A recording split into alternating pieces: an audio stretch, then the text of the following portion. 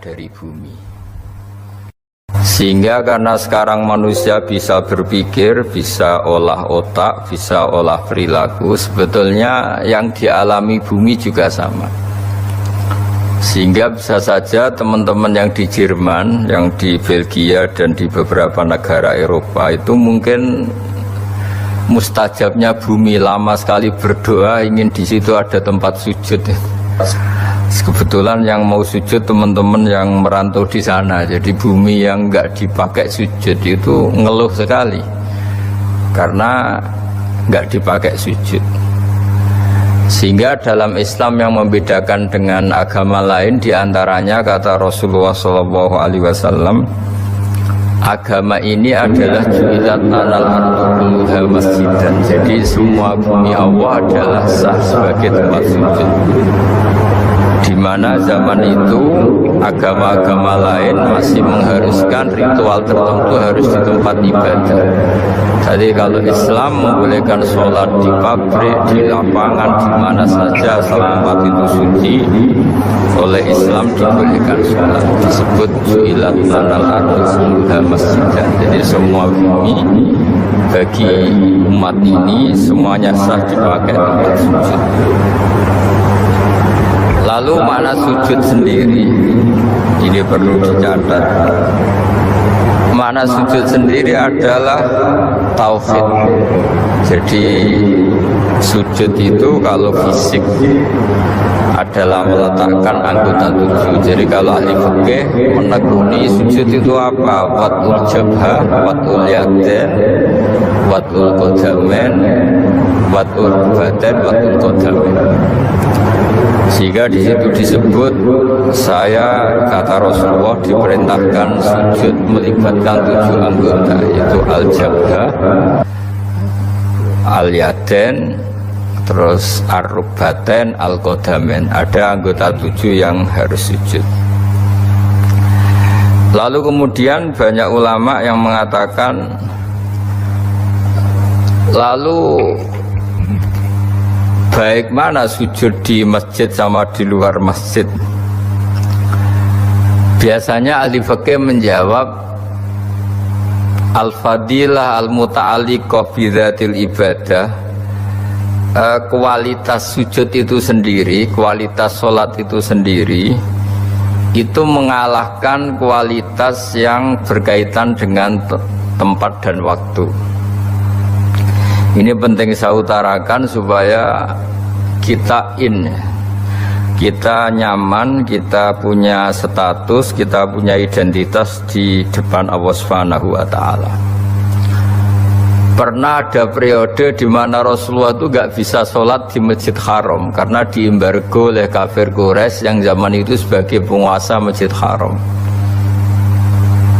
Justru Nabi yang kekasih Allah, orang terbaik, bisanya sholat itu di Aqobatu Mina, di Aqobah, di lereng-lereng gunung seputar Mekah. Tapi itu tidak akan mengalahkan orang kafir yang ritual di Masjid Haram zaman itu, karena dengan cara yang salah.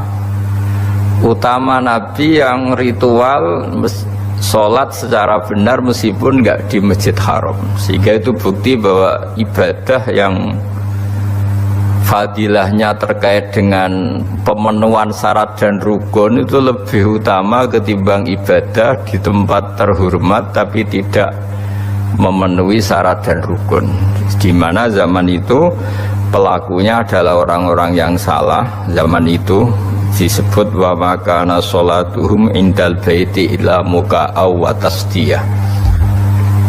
Kenapa saya bikin mukaddimah demikian? Supaya teman-teman yang di Belgia, di Jerman, antara membangun masjid fisik dengan sekaligus membangun atau mengajarkan atau bikin komunitas di mana orang sholat itu sekaligus benar. Jadi jangan sampai desain masjidnya benar, kiblatnya benar, terus syiarnya benar, kemudian cara sholatnya itu salah. Salah itu bisa karena tidak memenuhi standar fikih atau tidak memenuhi standar ilmu hakikat. Sehingga saya di sini sebagai orang yang peneliti fikih, saya mohon semohon-mohonnya, andaikan ada anggaran bangun masjid itu misalnya 1 miliar, saya membayangkan itu ya angka yang sama, meskipun kita tidak ingin ustadz-ustadz itu matre, untuk biaya supaya orang sholat itu sekaligus benar. Tapi tidak harus bentuknya misalnya dikasihkan ustadznya atau mubaleknya atau pemandunya, tapi bahwa proses itu harus dibiayai. Meskipun alhamdulillah tanpa dibiayai panitia, orang-orang sudah berusaha benar dalam sholat lewat pelajaran dari beberapa kiai, beberapa guru. Saya beri contoh misalnya begini, saya sering ngeluh ya, ada masjid itu bagus, semuanya bagus, fasilitas fisiknya bagus, tapi dengan cara sholat yang salah. Mungkin akhirnya membingungkan kiai-kiai karena harus nyari kaul-kaul yang paling do'if, yang paling lemah untuk mengesahkan cara sholat yang seperti itu, karena sholat yang standar gak diajarkan secara benar. Misalnya sujud tadi yang saya beri contoh, di beberapa kitab fikih misalnya meletakkan jabhah itu harus ma'atahamulin yasir, sedikit ditekan, karena untuk sampai memastikan itu sujud, itu anggota 7 sedikit ditekan.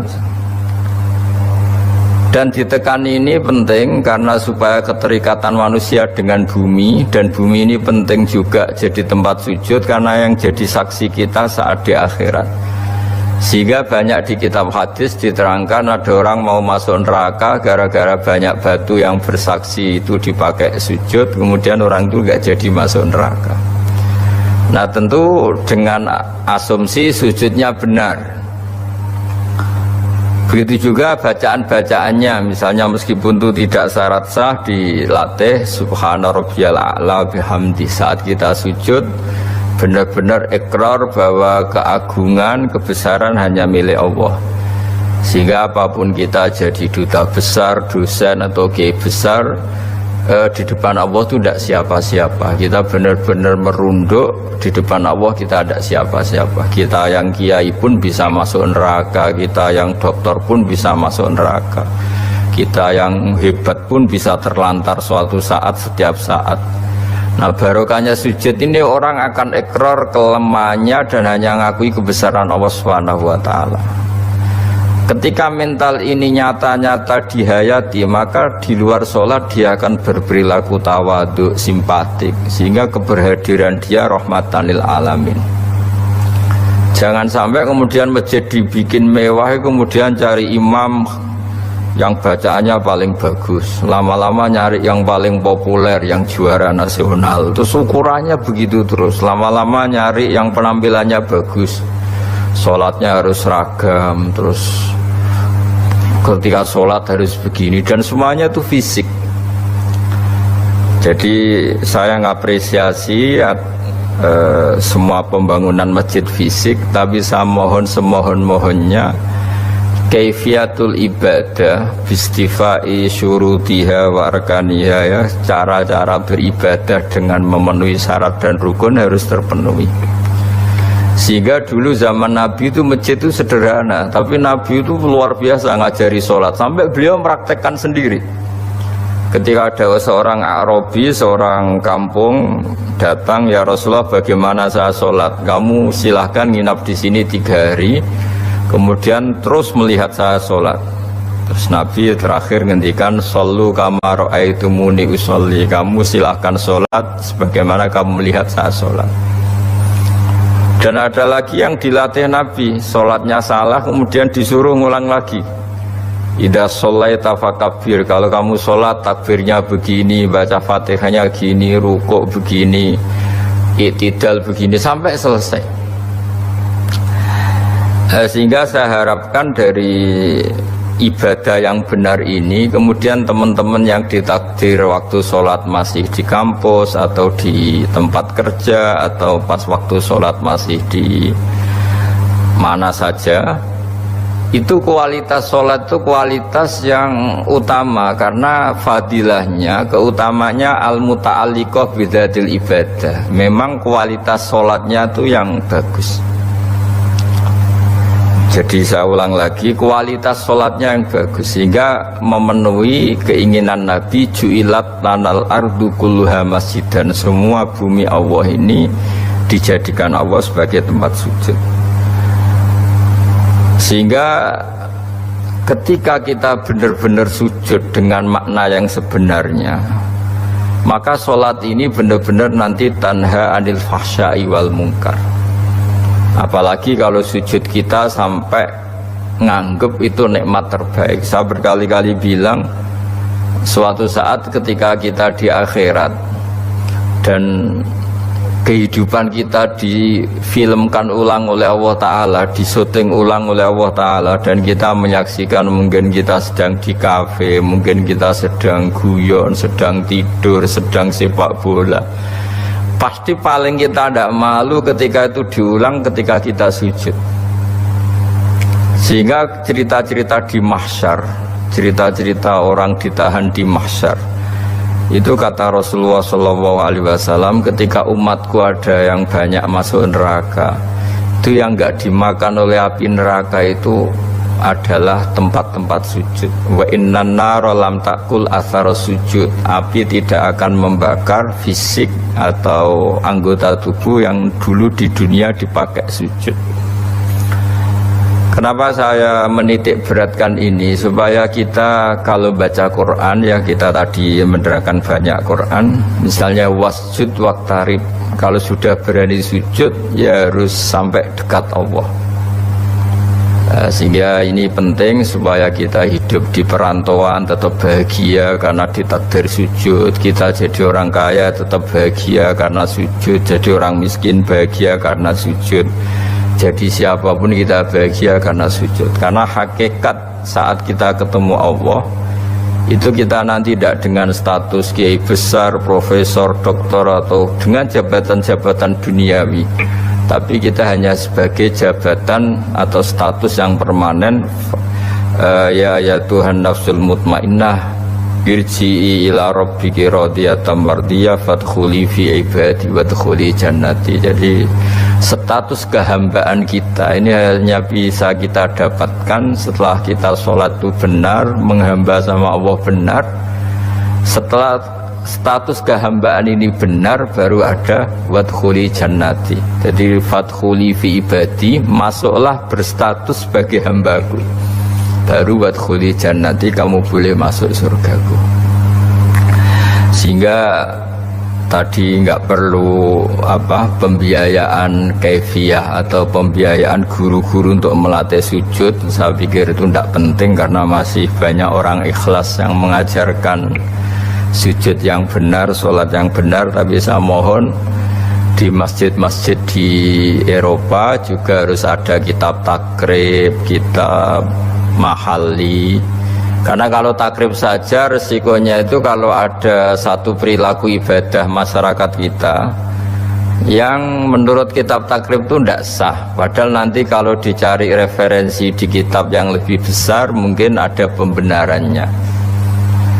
Dan barokahnya kitab-kitab besar itu mungkin misalnya yang ditakdir kunut, yang mungkin kita tahu itu mazhab Syafi'i, yang mungkin ada tamu dari mungkin dari Arab Saudi atau di mana yang pas jamaah di kita tidak kunut, kita tahu itu mazhab Hanafi, sehingga cara pandang kita terhadap lintas mazhab itu lebih luas. Masyhur itu Said Muhammad dan beberapa ulama sering ngendikan li'annal insana kullamatta sa'afikruh qalla ingkaruhu alan nas. Karena manusia ketika bacanya banyak, baca referensinya banyak, maka tidak gampang ingkar, tidak gampang menyalahkan orang lain. Kenapa baca banyak ini penting? Karena apalagi teman-teman yang hidup di Eropa itu kan komunitasnya besar, dan wong kita di haji saja melihat cara ibadah macam-macam. dengan cara yang macam-macam, dan sebagian ya memang karena madhab, bukan karena kesalahan. Kalau karena kesalahan memang ya didis, ya memang salah. Memang sebagian itu karena madhab. Misalnya kita pas kecil sampai besar, keyakinan kita megang perempuan itu yang ajnabiyah itu batal.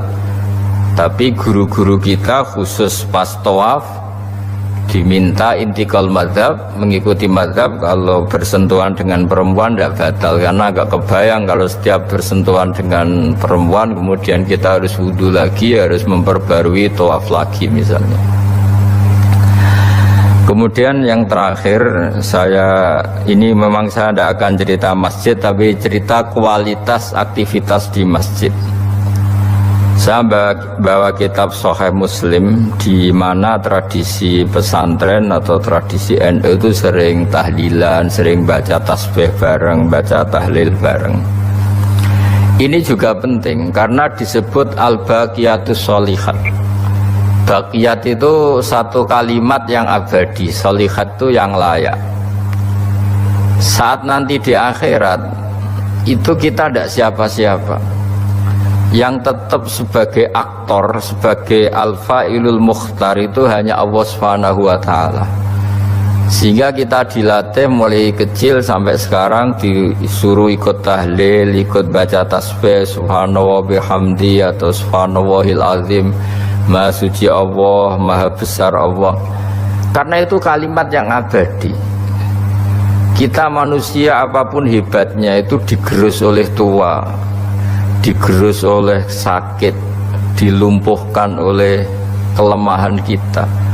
Yang hakikat abadi itu ya Allahu Akbar. Kita tidak pernah besar abadi. Sehingga ketika kita nanti di akhirat, yang al-baqiyatus sholihat itu bukan kita. Kita tetap orang yang kulluman alaiha fani wa yabqa wajhu rabbika dzul jalali wal ikram. Orang yang rusak, orang yang rentan, orang yang profan. Yang abadi itu Allah. Sehingga kita dilatih tahlil Allahu Akbar kabira walhamdulillahi katsira. Ini disebut al-baqiyatus sholihat. Karena nanti kamu di akhirat, kalimat-kalimat yang kita utarakan di dunia itu semuanya tidak ada gunanya kecuali kalimat-kalimat yang memuji Allah Subhanahu wa ta'ala. Sehingga dalam sebuah hadis disebut secara jelas, ad-dunya mal'unatun mal'unun ma fiha illa zikrawah wa ma walahu au aliman au muta'aliman. Kalimat-kalimat yang di dunia yang sering kita baca itu mungkin mudah hilang. Yang enggak mudah hilang adalah kalimat-kalimat yang terkait memuji Allah Subhanahu wa ta'ala. Saya sering ditanya sama beberapa orang, ini mungkin statement terakhir saya, Gus, kenapa banyak negara Eropa yang negaranya lebih tertib sehingga kita lebih nyaman karena sistem negaranya bagus, hak asasi manusia terjamin, kemakmuran rakyatnya terjamin. Terus saya bilang, Islam tidak akan pernah melarang orang belajar dari negara manapun, tapi yang jelas pesan saya, kamu harus ingat Allah dulu. Sistem itu bisa bagus karena ada bumi yang disediakan Allah. Orang bisa hidup karena ada oksigen yang diciptakan Allah. Orang bisa bertahan hidup karena ada air yang diciptakan Allah. Sehingga apapun baiknya sistem negara manapun, tetap nomor satu itu karena jasanya Allah, bukan yang lain. Meskipun Islam mengharuskan orang berterima kasih sama sistem sosial yang baik, tapi tetap nomor satu itu tentang jasa kamu sama Allah. Dan itu juga yang diajarkan guru-guru kita. Kalau kita baca surat Waqiah, kata Allah Ta'ala, ketika kamu menanam benih di bumi, apakah kamu yang menghidupkan? Kita kan paling nanam saja jagung, habis itu kita tinggal. Kata Allah Ta'ala, apa kamu yang menghidupkan jagung itu? Kata Allah, saya yang menghidupkan. Law nasya'u, kalau saya mau, tak hancurkan. Ketika kamu minum air, a'antum anzaltumuhu minal muzni am nahnul munsilun. Jadi itu terus diulang-ulang oleh Allah. Ketika kamu nyaman di bumi, pakai mobil mewah nyaman, punya istri cantik nyaman, punya jabatan nyaman, kata Allah, sekali saya mau, kata Allah, amin teman fis sama ayakhsifa bikumul ardo fa idza hiya tamur. Kamu bisa nyaman karena bumi tidak saya goyang, tidak saya bikin gempa. Sehingga dengan berpikir seperti itu, apapun yang kita alami sekarang, misalnya kita bisa makan enak, bisa tidur nyenyak, karena bumi nggak digoyang Allah, langit tidak menjatuhkan meteor, langit tidak guncang. Sehingga itu terus yang dilatih, amin tuman fisama yakhsifa bikumul ardo fa idza hiya tamur, amin tuman fisama yursila alaikum hasiba fasta'lamuna kaifa nazir. Ketika punya air, kita juga tidak bisa menjaga eksistensi air sampai sekarang. Yang bisa jaga hanya Allah. Allah juga yang memperingatkan kita, kul ara'aitum in asbaha ma'ukum khauran fama ya'tikum bima'in ma'in. Coba kalau air itu tak ambil, kata Allah, kamu bisa apa? Nah, saya berharap dari ngaji saya yang singkat ini, memang ini sudah malam ya, jadi ini saatnya para kiai ya, para ulama mungkin saatnya munajat sama Allah, dan ini kebenaran saya bisa menyampaikan ini, sehingga saya berharap dengan pikiran dan nurani seperti ini, teman-teman yang hidup di Jerman, di Belgia tetap nyaman, karena hakikatnya al bilad biladullah wal ibad ibadullah fa haitsu ma asabta khairan fa aqim.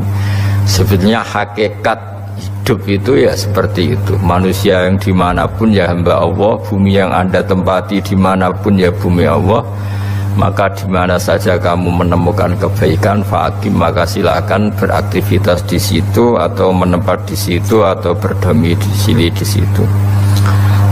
Mohon maaf karena saya tidak bisa lama-lama, karena di sini juga sudah malam. Tadi saya juga habis ngaji dengan banyak santri. Mohon maaf atas semua, dan saya ikut mengapresiasi semua aktivitas keislaman di sana yang disebut mudarosah keislaman atau tadarus keislaman. Tapi saya mohon, selain bangunan-bangunan fisik, bangunan-bangunan mental atau rohani juga diajarkan, sehingga jangan hanya masjidnya yang bagus, tempat wudhunya yang bagus, tapi juga sholatnya yang bagus. Caranya diajarkan sholat-sholat yang benar dan baik, juga khazanah-khazanah yang agak luas, supaya nanti kalau ada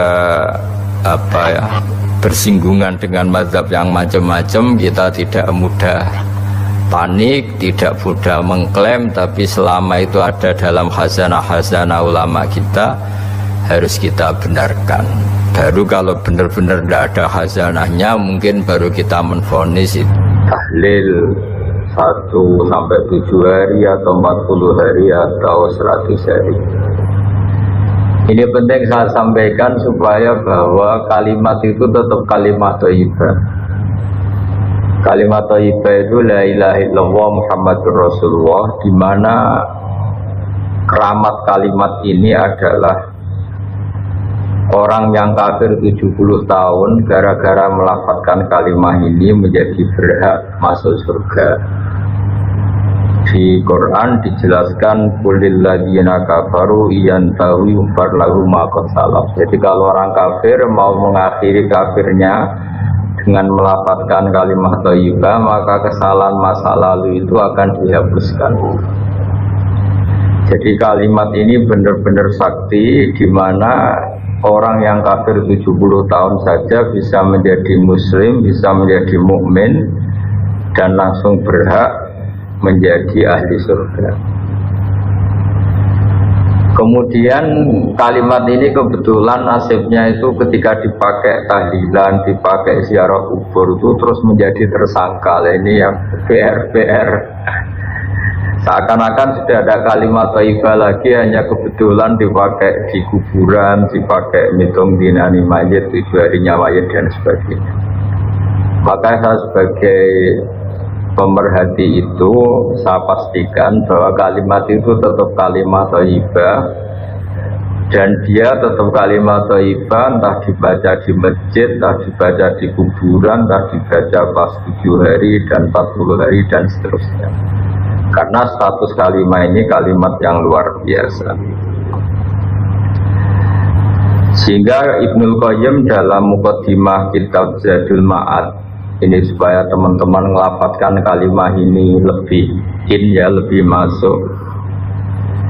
Di situ dijelaskan bahwa surga yang semewah itu dengan fasilitas semegah itu, selek itu, super mewah, itu diperuntukkan bagi yang mau mengakui la ilaha illallah. Jadi surga dibikin segala kemewahannya dengan segala kemewahannya.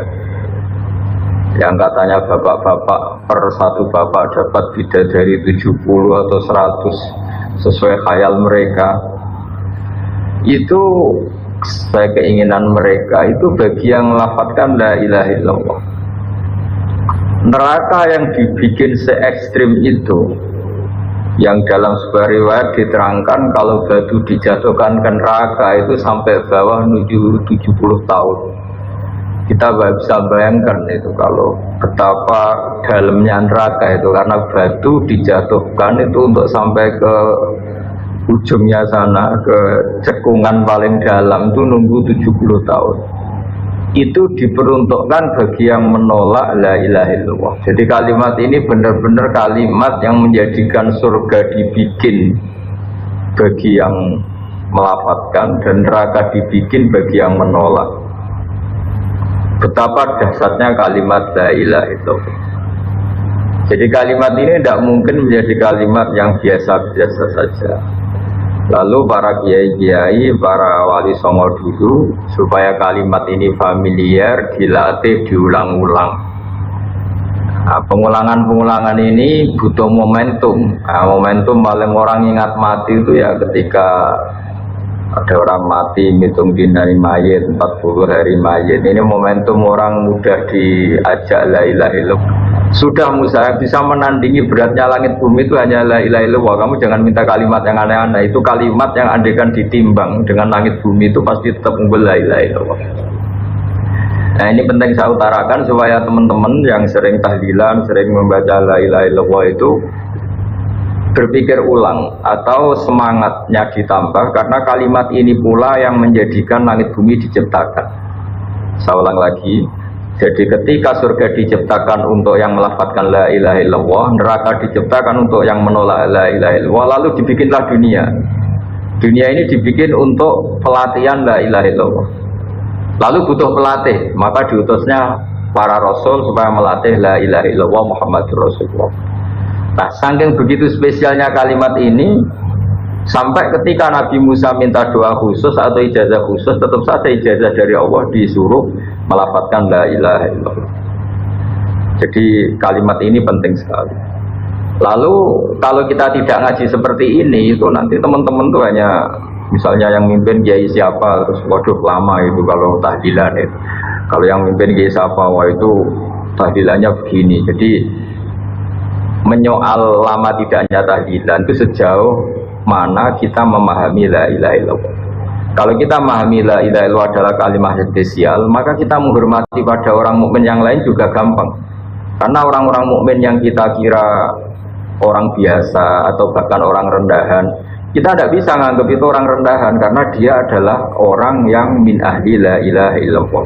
Jadi orang menghormati mukmin yang lain itu bergantung cara pandang. Ketika kita cara pandang la ilaha illallah itu spesial, maka pelafadznya siapapun itu akan spesial di mata kita karena dia min ahli la ilaha illallah. Tapi kalau kita menganggap la ilaha illallah itu biasa saja, maka kita akan menganggap yang melafadzkan itu biasa saja. Itu keliru besar. Kalimat ini adalah kalimat yang andaikan kesalahan kita seberat langit dan bumi dibandingkan kalimat ini, pasti yang unggul kalimat ini. Jadi di kesempatan yang baik ini saya mohon, kalau melakukan wiridan yang diajarkan para guru itu pastikan referensinya secara detail. Kemudian barokahnya referensi itu kita tidak gamang, tidak risau, tidak gentar kalau mengalami tuduhan yang macam-macam. Karena kalimat ini tetap kalimat thayyibah, status permanennya itu kalimat thayyibah.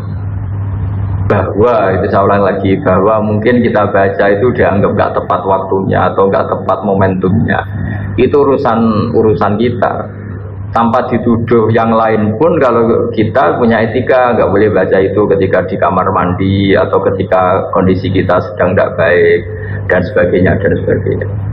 Jadi saya pastikan kata Ibnul Qayyim ketika ngendikan fadilahnya la ilaha illallah, beliau ngendikan kalimat ini itu kalimat yang menjadikan surga dibikin. Ukurannya ya gampang, yang menerima kalimat ini. Neraka yang begitu ekstrim, begitu horor, menakutkan, dibikin juga bagi yang menolak kalimat ini. Betapa kalimat ini yang menjadikan ada surga dan neraka. Ukurannya ya kalimat ini, yang melafazkan atau yang menolak. Nah, dengan spesial kalimat itu, maka terus kiai-kiai mentradisikan supaya sering dibaca. Satu-satunya momentum yang orang kumpul ya tadi pas istighosa, pas tahlilan, pas ada orang meninggal atau pas istisqa, pas ya sudah seperti itu. Terus yang terakhir dalam Madzhab Abul Hasan Asyadzili, kalimat itu harus diulang-ulang karena kalimat itu kalau kamu baca secara benar itu menjadikan alasan kamu diampuni dosa kamu. Makanya dalam Madzhab Asyadzili itu sebagian madzhab itu istighfar itu setelah kalimat tauhid. Jadi ada dua thariqah besar. Yang satu menyuruh istighfar dulu baru kalimat thayyibah. Alasannya suci dulu baru melafazkan kalimat yang suci. Tapi kalau dalam madzhab Abul Hasan Asyadzili tidak. Kalimat ini itu sudah otomatis istighfar. Buktinya orang kafir yang 70 tahun kafir sekali melafazkan la ilaha illallah itu langsung diampuni dosanya. Tanpa syarat harus istighfar. Karena di Quran itu hanya kulil ladzina kafaru iyan tahu yufar lahum ma qad salaf. Jadi kalau orang kafir 70 tahun kok ngelafadzkan la ilaha illallah itu otomatis masa lalunya diampuni.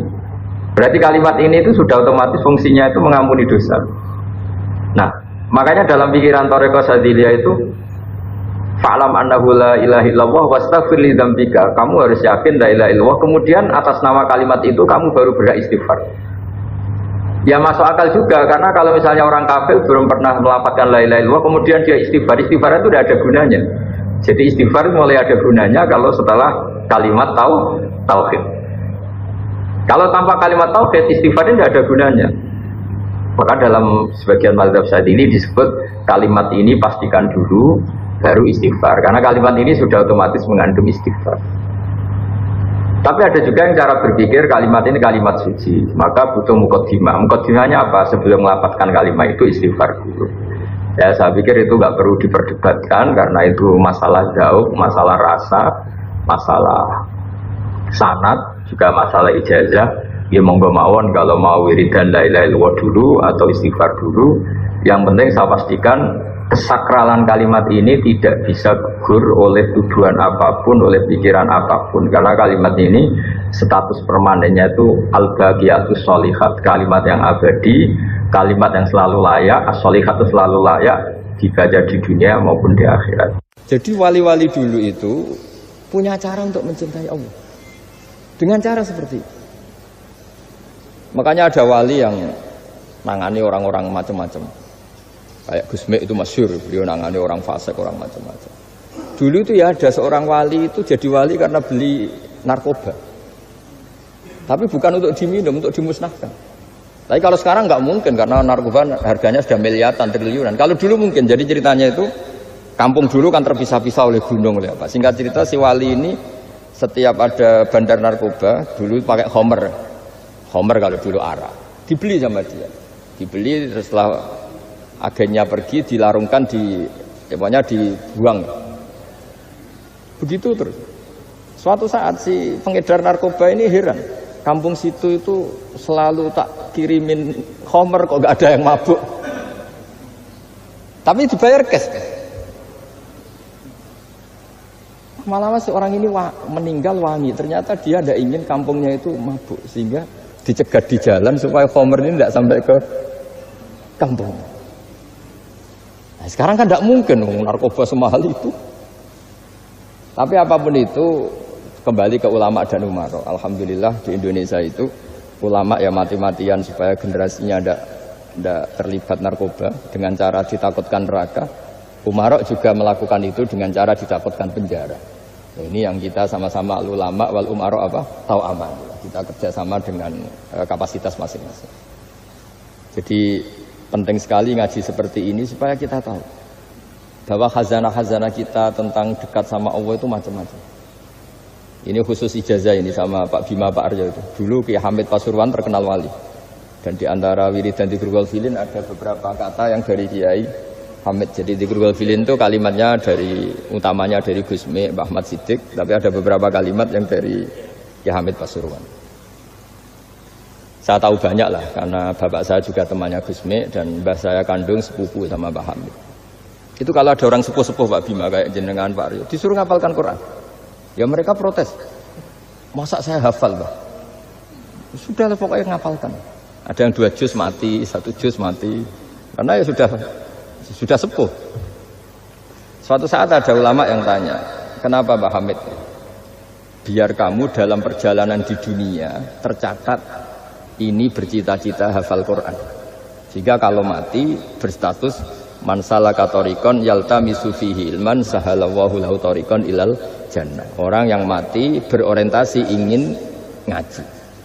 Tapi kalau kamu tidak punya orientasi ngaji kan di otak kita andekan direkam Allah.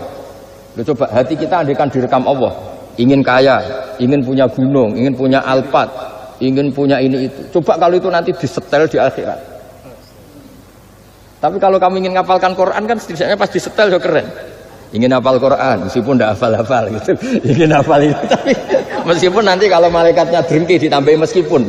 Tapi insya Allah malaikat tidak ada yang drengki. Tapi andekan kita nanti tidak punya cita-cita ngaji, itu rekaman kita hanya itu. Ingin mapan, ingin kaya, ingin menguasai dunia. Betapa malunya kita kalau rekaman itu kita dengar di depan Allah. Padahal nanti niat ini yang dihitung. Faman kanat hijratuhu ilallah wa rasulih fa hijratuhu ilallahi wa rasulih. Orang yang orientasinya hijrah. Hijrah itu meninggalkan yang buruk menuju yang lebih baik. Hanya untuk Allah dan Rasul, maka ya dihitung ke sana. Jadi misalnya Pak Bima, Pak Aryo ngapalkan Quran, hafal-hafalnya. Tapi berarti perjalanannya ini mencari ridhonya Allah, itu ditulis. Tapi kalau kita orientasinya ingin mapan, ingin sejahtera, ya ditulis. Ini ingin punya rumah 2, ingin punya rumah di berbagai provinsi. Ini coba kalau itu nanti direkam. Terus ditanya Allah, inginnya kamu apa sih di dunia? Dan itu bisa menjadi status kita. Ngeri kan? Kita ketemu Allah dengan status tidak pencari Allah dan Rasul, tapi pencari kemapanan. Nah, itu cara Mbah Hamid untuk mendidik supaya orang itu orientasinya kepada Allah dan Rasul. Disuruh ngapalkan. Ini Pak Aryo cerita, bapaknya hanya disuruh ngapalkan apa? Rabbana dzalamna anfusana. Itu semalam nggak hafal. Dan alhamdulillah nggak hafalnya ditiru anaknya. Susahnya kemarin pas ngaji sama saya di kamar saya, saya punya kantor di depan rumah saya. Ya nggak hafal-hafal. Bener-bener konsisten. Jadi dulu bapaknya itu ketemu Gus Mek ya, di hotel. Dia diajarin semalam enggak hafal. Akhirnya hafal loh. Ya, tapi nunggu sekian tahun mungkin. Jadi yang penting, jadi ulama dulu itu pinter cara menuntun umat menuju Allah dan Rasul. Diajarin. Akhirnya ada Dzikrul Ghafilin. Itu penting orang itu menuju Allah dan Rasul. Setidaknya kalau direkam itu nanti saya ingin ya Allah dapat ridhomu. Kalau malam ilahi anta matlubi, wa ilahi anta matsudi wa ridhoka matlubi. Meskipun semalam hanya dilafatkan sekali, setidaknya Allah mencatat, ya Allah engkau yang kami cari, ridhomu yang kami cari. Kalimat itu kalau terulang-ulang itu menjadi mental dan lama-lama jadi status. Daripada sebelum tidur, kapan ya sugih. Dari Pak Bima, kapan gak jadi anak buah. Engkau nanti yang menteri ya mikir, semoga agak kena reshuffle gitu terus pikirannya. Nah ini kan kalau ngaji saya menyinggung, yang salah tidak saya, sing ngongkor ngaji sopo. Saya makanya saya santai saja. Sampean kecewa malah bagus karena tidak ngel-ngelo saya lagi. Saya dalam hal ini itu anut mazhabnya Imam Syafi'i. Imam Syafi'i itu saya punya kitab namanya Diwanus Syafi'i. Itu kalau orang tidak senang itu paling bagus menurut saya. Pak Imam Syafi'i separuh kampung tidak senang jenengan, ya bagus lah. Kalau nggak senang nggak akan utang duit, nggak pinjem mobil. Wong nggak senang itu kan nggak mungkin pinjem uang. Saya pernah ketemu seorang bupati cerita ini, nggak perlu saya sebut. bupati aktif. Setelah saya cerita ini, terus Gus saya ingin ketemu jenengan empat mata. Setelah ketemu saya lucu. Saya akan cerita. Di antara wasiat bapak saya itu unik Pak. Hak ngelola wong gedeng enak, sing ribet itu ngelola wong seneng. Jadi ngelola orang benci itu mudah. Yang ribet itu ngelola orang seneng. Itu mahal sekali. Itu dulu saya tidak paham. Bareng kenal wong seneng ngel-ngelno. Nah sing ra seneng kan sudah selesai. Akhirnya Imam Syafi'i dan separuh kampung ini tidak seneng jenengan. Ya bagus lah.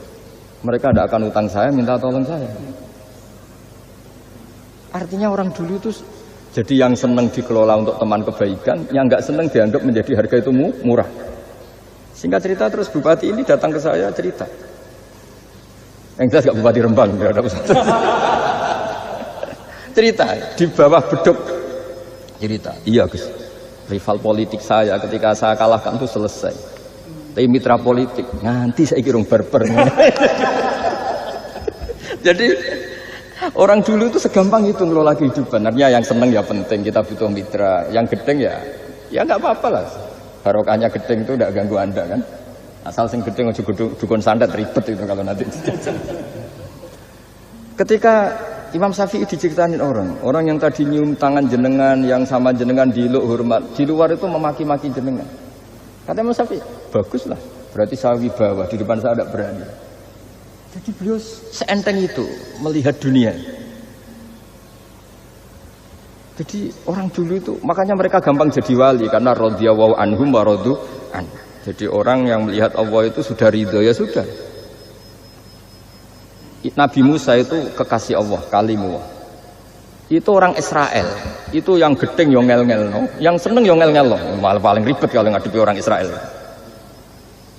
Singkat cerita Nabi Musa itu bilang gini, ya Allah, kasih saya ijazah, yang dengan ijazah itu orang terbungkam semua, tidak bisa ngeritik saya, tidak bisa mencibir saya, tidak bisa ngata-ngatain saya. Jawabnya Allah itu lucu, ya Musa, hadza syai'un lam asna'hu li nafsi fa kaifa asna'u bika. Aku pangeran sing salah paham akeh pemen aku kowe trimo nabi. Aku iku pangeran sing salah paham mbek aku akeh. Jadi saya ini Tuhan. Yang cara pandang tentang saya keliru itu saja banyak, apalagi kamu. Mestinya saya yang terbebas dari disalah paham. Padahal Nabi Musa aku iku pangeran, ya darani anak di bojo, ono sing darani aku fakir, ono sing darani aku kikir, macam-macam. Orang Yahudi itu kalau rezekinya baru sempit itu bilang ini Tuhan kikir sekali. Sampai laqad sampai Allah qala alladziina qalu inna Allaha faqir. Artinya pejabat juga gitu, kalau salah kebijakan juga dihujat. Ini tidak mensejahterakan rakyat. Itu kalau lapor Allah jawabannya gitu, kamu pejabat salah pahami ribet, saya Tuhan saja disalahpahami.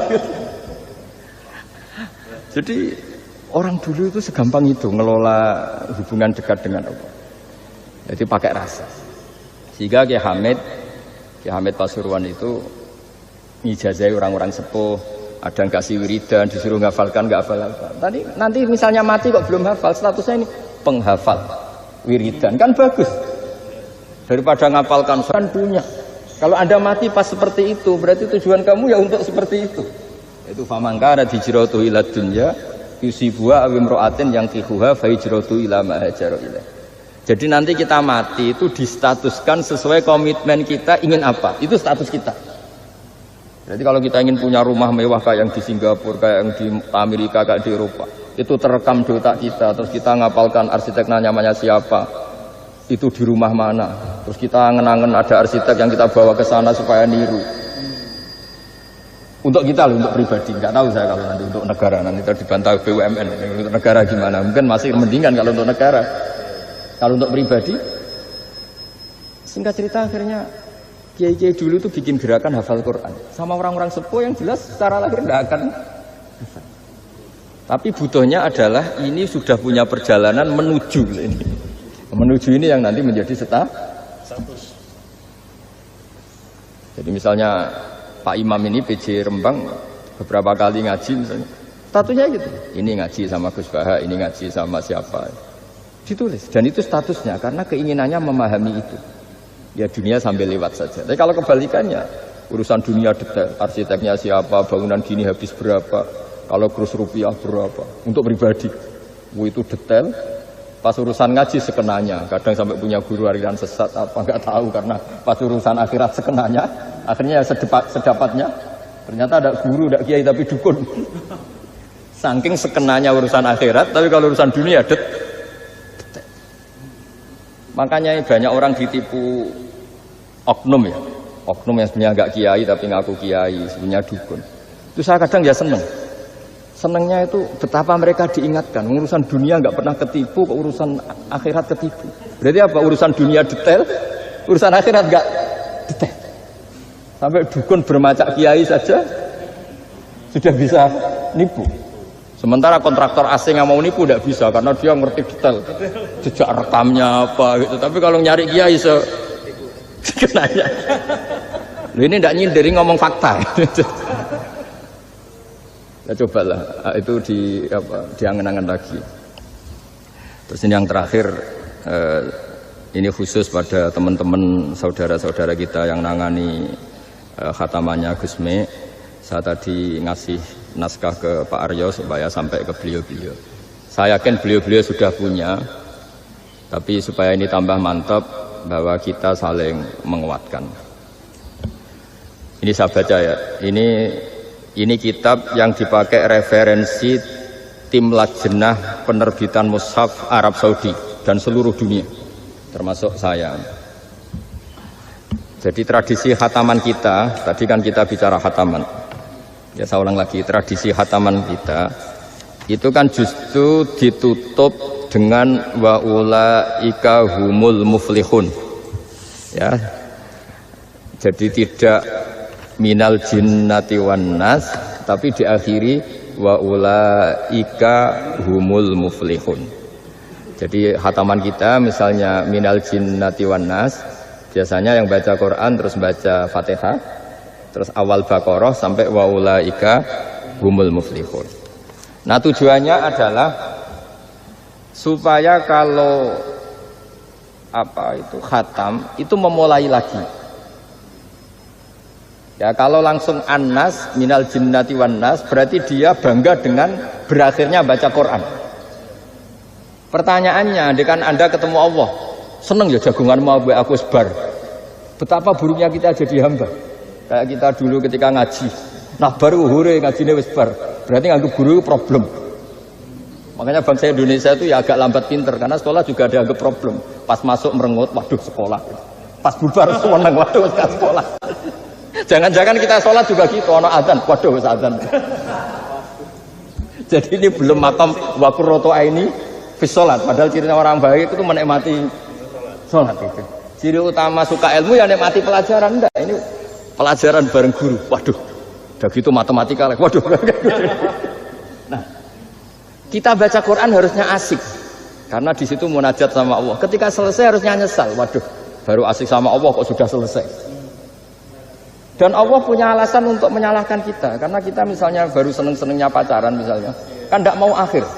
Kenapa pas seneng Allah seneng berakhir? Nanti kalau kamu ditanyakan gitu tidak bisa jawab. Nah, pakai analogi itu makanya jangan pernah merasa akhir kalau baca Quran. Minal jinnati wan nas, terus baca Fatihah, terus memulai lagi.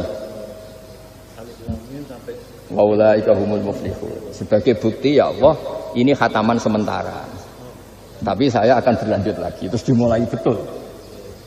Jika ijazah kiai-kiai kuno kalau orang haji atau umroh itu supaya kuat haji lagi, kalau ijazah kiai kuno itu sederhana. Disuruh ngomong gini, "Bah, Ka'bah, ini saya mau pulang, nilai rumah. Nanti kesini lagi." Kayak gitu. Sudah, Pak. Jangan setelah selesai ibadah haji seneng karena mau pulang. Mudawan itu dibukukan. Ya, saya baca ini di kitab Ghisun Naf'i. Ini khusus para hafid tadi yang ikut khataman, mohon didengarkan. Takmilun fi masaila tata'allaku bil khatmi. Al-ula sabatan nasu anil maki min riwayatil bazi wa kumpul wa ghairihima annaman qara'a wa khatama ila akhirin nas qara'a al-fatihata ilal muflihun. Dan cara seperti itu wasa al-amalu bihadza fi sairi biladil muslimin. Semua negara dunia ya sama seperti itu. Hanya tradisi yang dilakukan bapak saya sampai semua guru-guru kita, guru Quran, termasuk yang di Jantiko dulu, sama si dulu namanya Jantiko, lama-lama mantap ya. Itu sudah benar itu. Jadi mungkin teman-teman sudah melakukan tapi nggak tahu filosofinya. Ini saya bantu. Filosofinya adalah supaya kita tidak merasa mengakhiri baca Quran, tapi Gus memulai. Kalau nak kue niat ngakhiri tenan itu seakan-akan kan baca Quran itu problem. Terus ketika berakhir kita senang. Sholat juga gitu Pak Imam.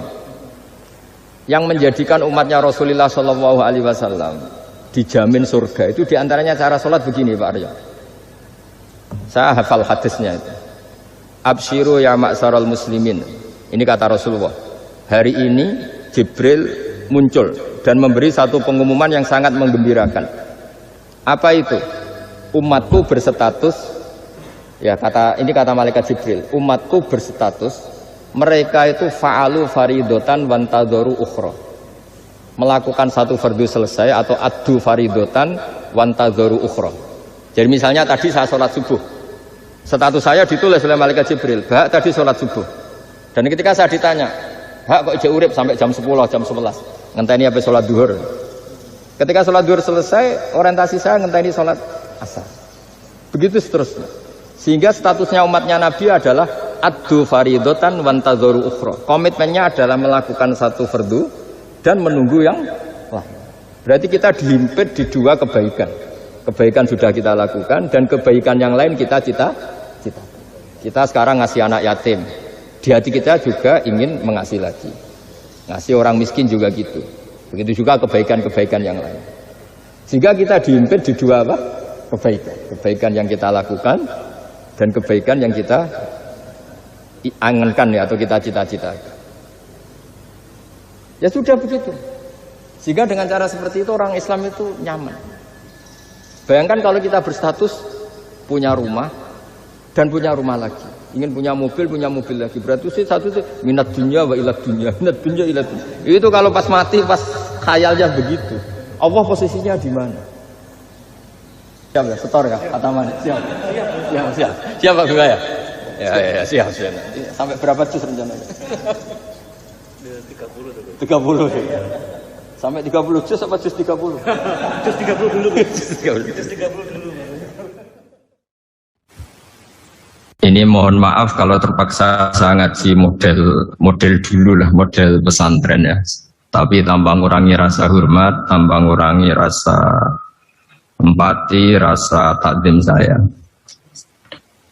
Teman-teman yang saya hormati semua, karena di sini banyak santri-santri muda. Hubungan kita dengan Allah Subhanahu wa Ta'ala yang serba kuasa, yang maha kuasa, yang serba bisa. Tadi dikatakan Bu Menteri bisa apa saja kun fayakun, kalau Allah sudah mentitahkan pasti terjadi. Itu kira-kira seperti ini. Saya ini bawa cincin dari besi mungkin, atau dari apa itu, ya besi lah atau perak. Yang jelas tidak emas ini, karena saya cowok. Yang jelas tidak emas. Saya bawa kertas. Kalau Anda saya tanya, kertas ini sama cincin kuat mana? Pasti akan menjawab kuat cincin, karena materinya dari besi. Jawaban itu benar, tapi harus ditambahkan secara materi itu kuat cincin ketimbang kertas. Tapi Anda salah. Harusnya menjawab, ya terserah Gus Bahak, karena yang megang itu Gus Bahak. Karena bisa saja saya punya rencana menghancurkan cincin ini, sementara saya punya rencana mengabadikan kertas ini.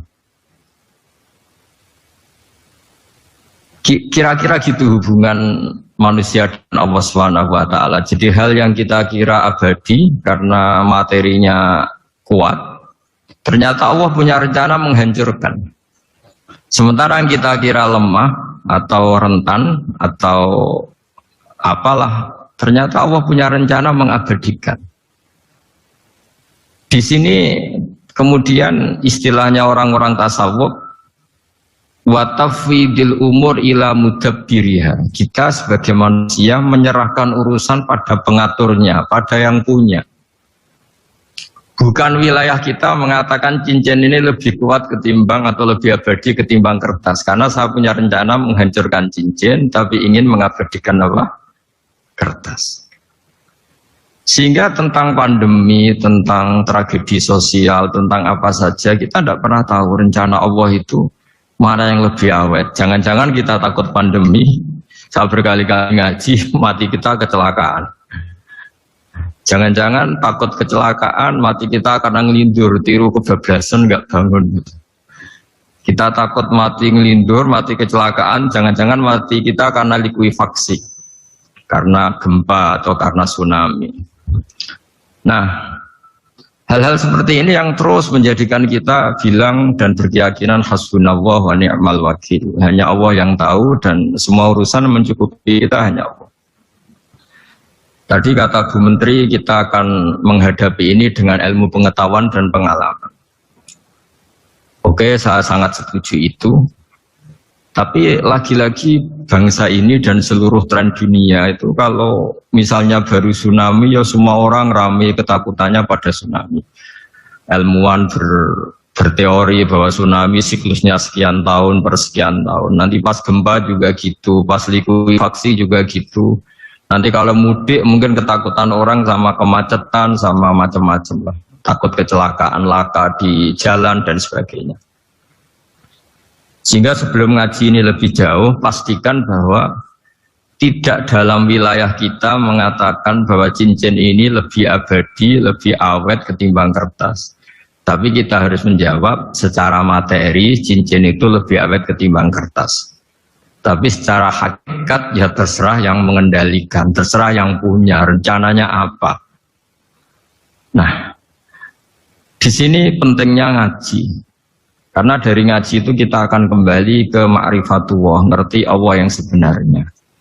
Sebab itu di surat Isra disebut pada akhirnya ngaji itu apa? Subhanalladzi asra bi 'abdihi lailam minal masjidil haram ilal masjidil aqsa alladzi barakna haulahu.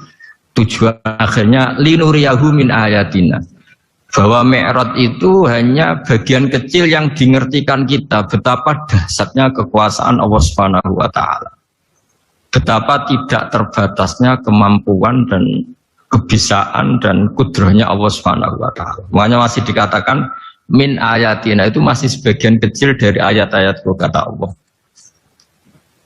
Lalu dalam surat Kahfi diterangkan, ketika orang kagum dengan Ashabul Kahfi yang bisa hidup, tidur dalam keadaan hidup 309 tahun, atau Masehinya 300 tahun, kalau Hijriahnya 309 tahun. Itu mungkin kalau kita ilmuwan, ahli baksil ya, atau ahli apalah, itu mungkin lebih kagum tentang nyamuk. Saya berkali-kali bilang, andaikan kita sepakar-pakarnya, terus disuruh bikin nyamuk itu, nggak usah bikin nyata hidup, bikin patungnya saja.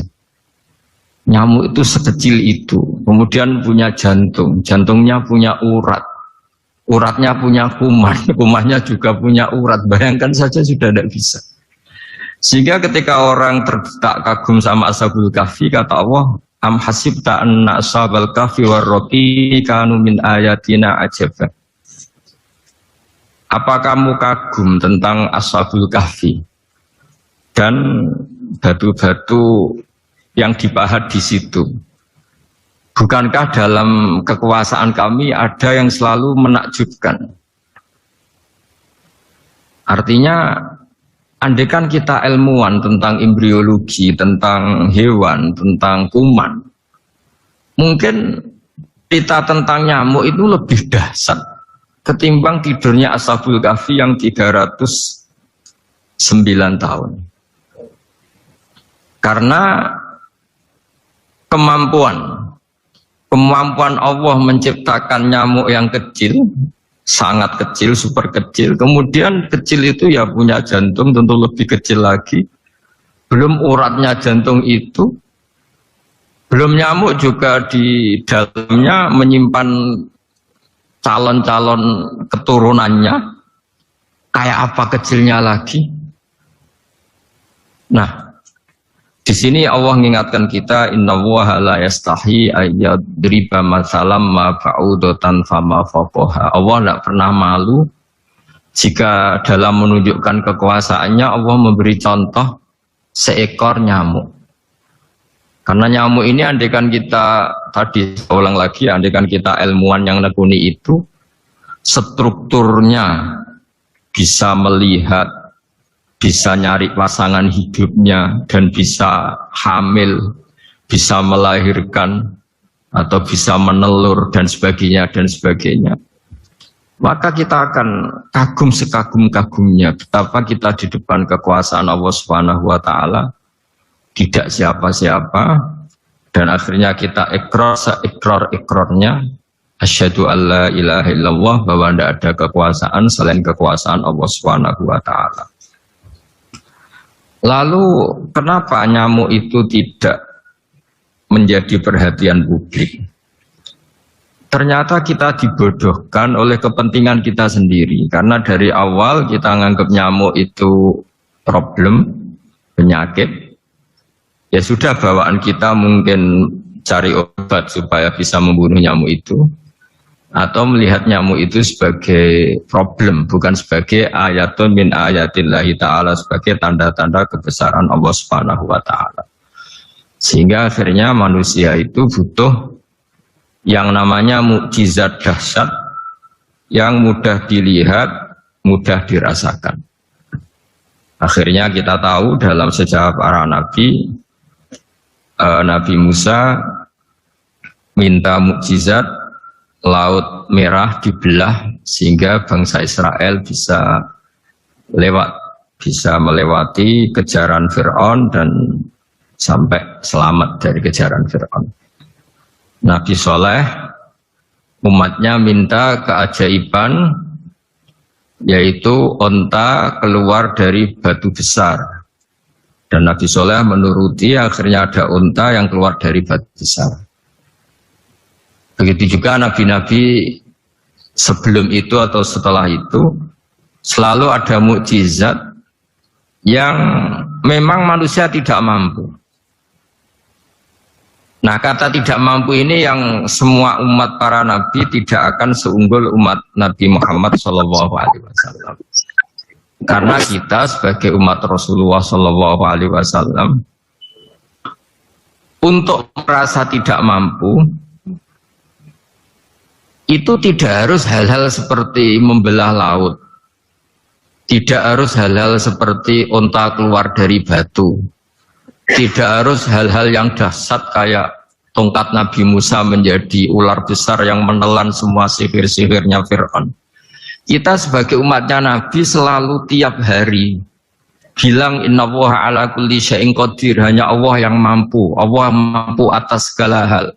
Melihat nyamuk kita iman, melihat hal-hal kecil, karena kita ketika melihat nyamuk itu mesti kita itu kok hebat nyamuk, tanpa rapat, tanpa ada gaji dari Kemenku bisa populasinya dijaga. Padahal musuhnya banyak, musuhnya nyamuk itu umat manusia yang katanya makhluk paling cerdas di dunia, tapi tidak juga bisa menghabisi nyamuk. Mungkin mereka juga rapat terus untuk menjaga ketahanan populasinya. Jadi andaikan kita pakai ayat tadi, innallaha la yastahi ayyadriba masalam ma ba'udah, Allah itu tidak pernah malu untuk menunjukkan kekuasaannya. Cukup misalnya kita belajar tentang nyamuk, sudah sekecil itu punya mata, matanya punya saraf, punya urat. Terus kecil apa? Begitu nyamuk sendiri punya kuman. Kalau nyamuk sendiri kecil, terus kumannya sekecil apa? Terus organ tubuhnya seberapa? Ini sudah kedahsyatan yang luar biasa yang menjadikan kita iman. Innallaha ala kulli syai'in qadir. Allah sendiri yang maha kuasa. Sehingga kembali ke tadi, peristiwa Mi'raj yang super dahsyat pun kata Allah masih dikatakan linuriyahu min ayatina. Hanya untuk menunjukkan sebagian dari ayat-ayat, bukan mewakili semua ayat-ayat kekuasaan Allah Ta'ala, tapi sebagian, min itu tabid sebagian. Lalu sebelum kita jauh belajar, kita sendiri juga, saya sendiri masih belajar. Kehebatan Rasulullah Shallallahu Alaihi Wasallam, Nabi akhir zaman. Kenapa hebat? Itu diantaranya adalah karena mukjizat tongkat itu pada akhirnya diletakkan di museum. Orang melihat, terus gaya-gayaan kuat ke Turki atau bisa melihat langsung di museum. Dan setelah melihat kadang-kadang kita ragu, masa tongkat ini betul itu. Kalau setelah misalnya yakin bisa dipakai lagi enggak ya? Jadi hal-hal yang mengundang pertanyaan sekaligus keraguan. Beda dengan ajaran Rasulullah Muhammad SAW. Ketika Nabi cerita betapa kekuasaan Allah itu super dahsyat. Buktinya ya nyamuk tadi. Kayak apa susahnya bikin nyamuk. Sudah kecil, punya organ tubuh tentu lebih kecil, punya urat lebih kecil lagi, punya kuman yang lebih kecil lagi, dan kuman itu juga punya organ tubuh lebih kecil lagi. Itu mbok kamu udah usah ke Turki, kamu hidup di kampung, di pedalaman, sudah menyaksikan Anallaha ala kulli syai'in qadir, bahwa Allah itu maha kuasa. Nah, ngaji bareng ya, ngaji seperti ini. Saya termasuk kiai yang selalu berkampanye supaya orang ikrar seikrar-ikrarnya bahwa kita ini di tangan Allah Subhanahu wa taala. Saya kemarin-kemarin ngaji sama orang-orang Grab, juga barusan 3 hari yang lalu, 4 hari yang lalu ngaji sama teman-teman disabel atau difabel. Karena mereka kalau dibahasakan disabel nggak mau, tapi komunitas internasional minta dis pakai bahasa S, tapi kita di Indonesia pakai difabel.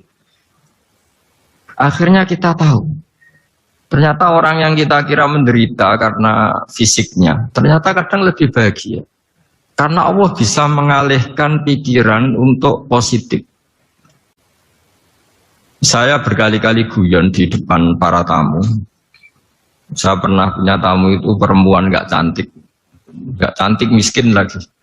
Ini nyata ini. Gus doakan supaya suami saya kaya. Terus saya bilang, memangnya kalau sudah kaya ngapain itu?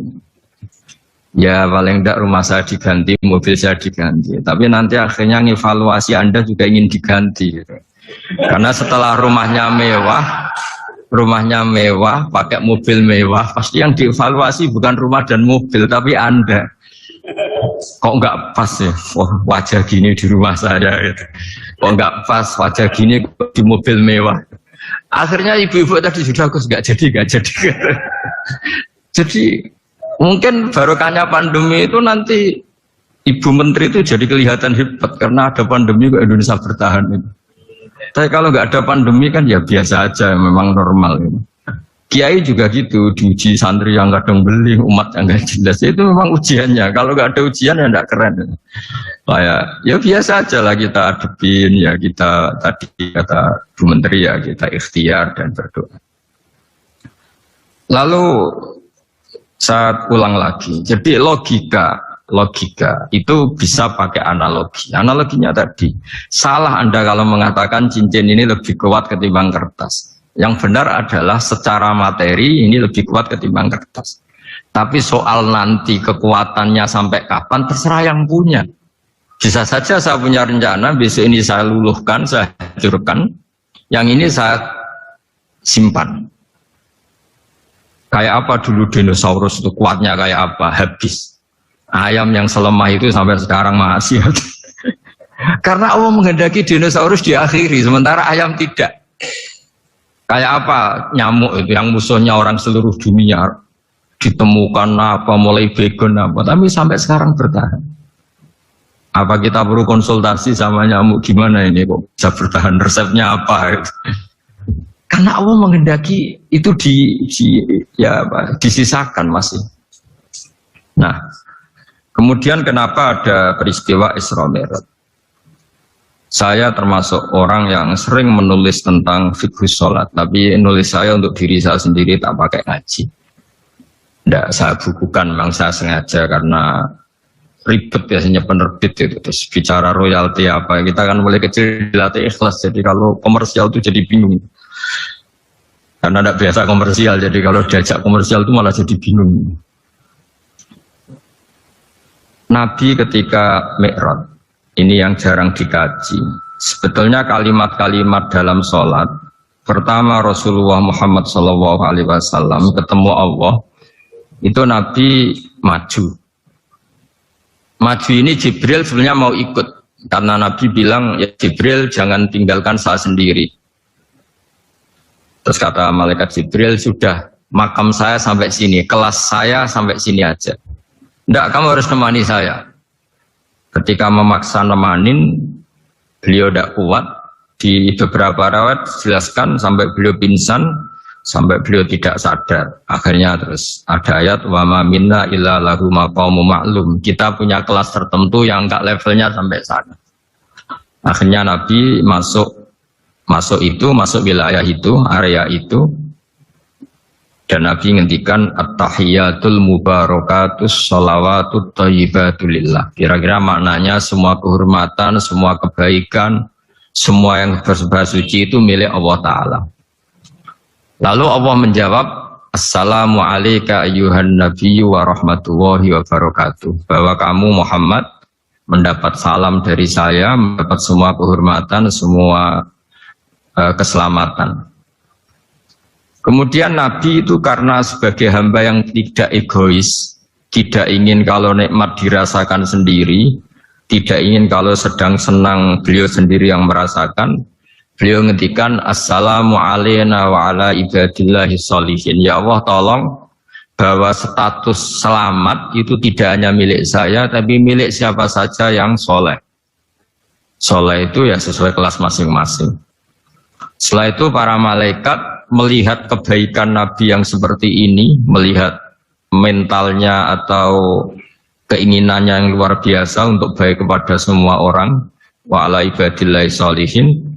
Terus malaikat saat itu rame-rame bersaksi asyhadu alla ilaha illallah wa asyhadu anna muhammadar rasulullah. Catatannya apa di sini? Bahwa ternyata kesaksian tentang syahadat itu dimulai rasa tidak egois.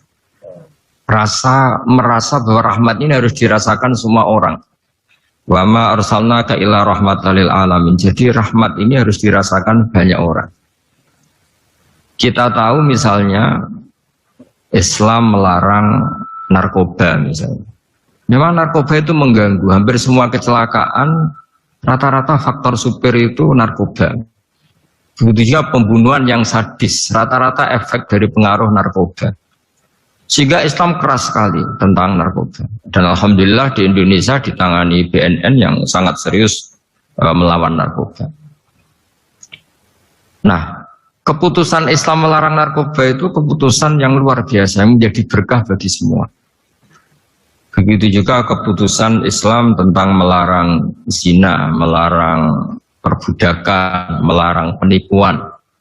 Dan Islam mendukung misalnya gerakan nikah, gerakan adil, gerakan keseimbangan dan kemanusiaan. Sehingga agama ini akan dinikmati siapa saja karena ajarannya. Lalu agama ini bisa nikmat, itu solusinya gampang menurut Rasulullah, yaitu sholat. Nabi itu kalau pusing menghadapi banyak hal, itu mesti keluar masuk, terus tanya sama istrinya, kapan waktunya sholat, kapan Bilal datang. Dulu kalau mau waktu sholat, Bilal datang ngetok pintu Nabi, ya Rasulullah sekarang waktunya sholat. Itu Nabi membahasakan sholat itu unik. Ini tentang Mi'raj ya, karena hasilnya ya sholat tadi. Arikhna ya Bilal. Arikhna itu tolonglah bikin nyaman saya dengan sholat. Sebelum kita belajar sholat secara serius, gampang. Kalau kita misalnya menteri atau kita ajudan atau kita apa, kayak apa asiknya kita kalau ngomong-ngomong sama presiden, bercengkrama dengan presiden atau dengan menteri atau dengan kiai, dengan atasan. Sholat itu media di mana kita asik dengan Allah Ta'ala. Kalau kita bisa asik dengan atasan yang manusia, apalagi ini asik dengan Allah Subhanahu wa Ta'ala. Sehingga kita harus malu kalau sholat tidak asik. Kita ketemu orang yang kita hormati saja asik, masa ini ketemu Allah Ta'ala tidak asik. Sehingga dulu, bawaannya orang dulu itu kalau sholat, untuk tidak cepat itu harus diperintah. Dulu para nabi, para sahabat kalau sholat itu lama-lama. Sehingga sampai Nabi yang turun tangan, wahai para sahabatku, kalau kamu jadi imam jangan lama-lama. Karena dulu semua orang itu penikmat sholat. Sehingga untuk tidak lama itu nunggu diperintah. Kalau kamu jadi imam jangan lama-lama, kasihan makmumnya. Gitu. Nah sekarang alhamdulillah tanpa dilarang sudah cepat semua. Ini sudah ada kemajuan, ini sudah maju sekali ini. Gak usah dilarang sudah cepat. Dulu itu saking asiknya orang sholat, untuk supaya agak cepat itu harus ada perintah dari Nabi. Kalau kamu jadi imam jangan lama-lama. Nah kita kalau sedang pas baiklah, pas waras lah kira-kira gitu. Kalau bahasa orang Pantura, saya ini orang Pantura, jadi kalau ngomong lebih keras, lebih vulgar. Normalnya orang sholat itu tidak bisa ngakhiri. Normalnya, saya ulang lagi, normalnya orang sholat itu tidak bisa ngakhiri karena ketemu zat yang kita cintai. Kita kalau ketemu orang yang kita hormati, yang kita cintai itu tidak bisa ngakhiri. Misalnya mungkin anak muda, contohnya ketemu pacar tidak bisa ngakhiri. Kita kangen sama temen, jagung, tidak bisa ngakhiri karena asik. Nah ini ketemu Allah yang dipuja-puja, dipuji-puji, kemudian cepat ingin ngakhiri. Jadi ini kita agak aneh. Makanya orang sholat itu tidak bisa ngakhiri. Dan itu normal. Sehingga dulu ketika Sayyidina Umar itu ditikam sama satu benda yang kayak pancing itu. Panah itu kan kayak pancing ya. Jadi kalau masuk cepat tapi nariknya susah. Karena ada grendelnya. Itu tiap ditarik sakit, tiap ditarik sakit. Dan beliau bilang, nanti setelah saya sholat tarik. Beliau sholat, nyaman. Ditarik itu enggak gerak sama sekali. Karena dia sudah istighraq billah. Sudah nyaman dengan Allah, sehingga ditarik itu enggak kerasa. Dulu di daerah sini, masih keluarga kita lah, masih keluarga kita semua. Ada seorang wali, jadi imam masjid. Itu di PHK sama takmirnya. Karena ketika sujud, dia asik terus lama sekali. Sampai 30 menit. Sampai santrinya bilang, mbah sampun. Setelah itu rapat dihentikan. Ditanya, kenapa mbah sujud begitu? Saya tidak bisa mengakhiri orang nikmati sujud, kemudian ingin berhenti. Nah, Sayyid Ali Zainal Abidin yang populer, cucunya Rasulullah SAW, anaknya Sayyid Husain, putranya Sayyid Husain. Itu bapak saya kalau cerita, beliau itu sebetulnya sholat itu hanya ingin 2 rakaat. Setelah sholat 2 rakaat, ya Allah sebagai hadiah nikmat saya sholat 2 rakaat karena asik dengan engkau, saya akan syukur lagi sholat 2 rakaat.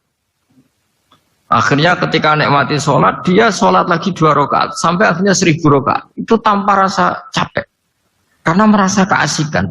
Masa momen seasik ini kemudian saya tinggalkan, ya Allah. Akhirnya sholat lagi. Sehingga ada seorang wali ditanya, kamu ingin masuk surga? Tanya, di surga ada sholat enggak? Enggak ada katanya. Wah kalau enggak ada sholat, saya enggak masuk surga. Terus dibilang, ya sholat aja. Terus dia mau masuk surga. Kalau kita kan kebalikan, kita ini masuk surga itu sebetulnya kita ngawur sekali. Ngawurnya adalah, masuk surga, ada sholat lagi, gak ada puasa lagi. Jadi ini kan, kita ini jadi makhluk yang aneh. Jadi kita ini masuk surga senang karena sudah ada kewajiban apa? Sholat. Jadi ini agak aneh. Sesuatu yang menjadikan kita masuk surga, tapi sesuatu yang kita benci setelah masuk surga. Asiklah di surga karena tidak ada sholat. Nah, apapun kondisi kita harus latihan. Harus latihan kita entah seberapa kadarnya ingin niru Rasulullah SAW ketika ngendikan wa qurratu aini fis sholat. Nyamanku, hatiku tentram kalau saya pas sholat. Sehingga tadi sudah saya katakan tadi, dulu itu untuk menghentikan sholat itu susah. Sampai Rasulullah sendiri yang merintahkan, hei para imam kalau sholat jangan lama-lama. Kalau sekarang, andai kan Nabi hidup di zaman sekarang, pasti tidak ada pengumuman itu. Karena semuanya sudah cepat, malah super kilat itu. Ada yang terawih 20 rakaat hanya berapa? 8 menit dulu. Itu kan 7 menit itu. Nah kalau sampean tanya saya, kenapa sholat begitu asik? Yaitu tadi kita diajari analogi. Analogi itu ya kias.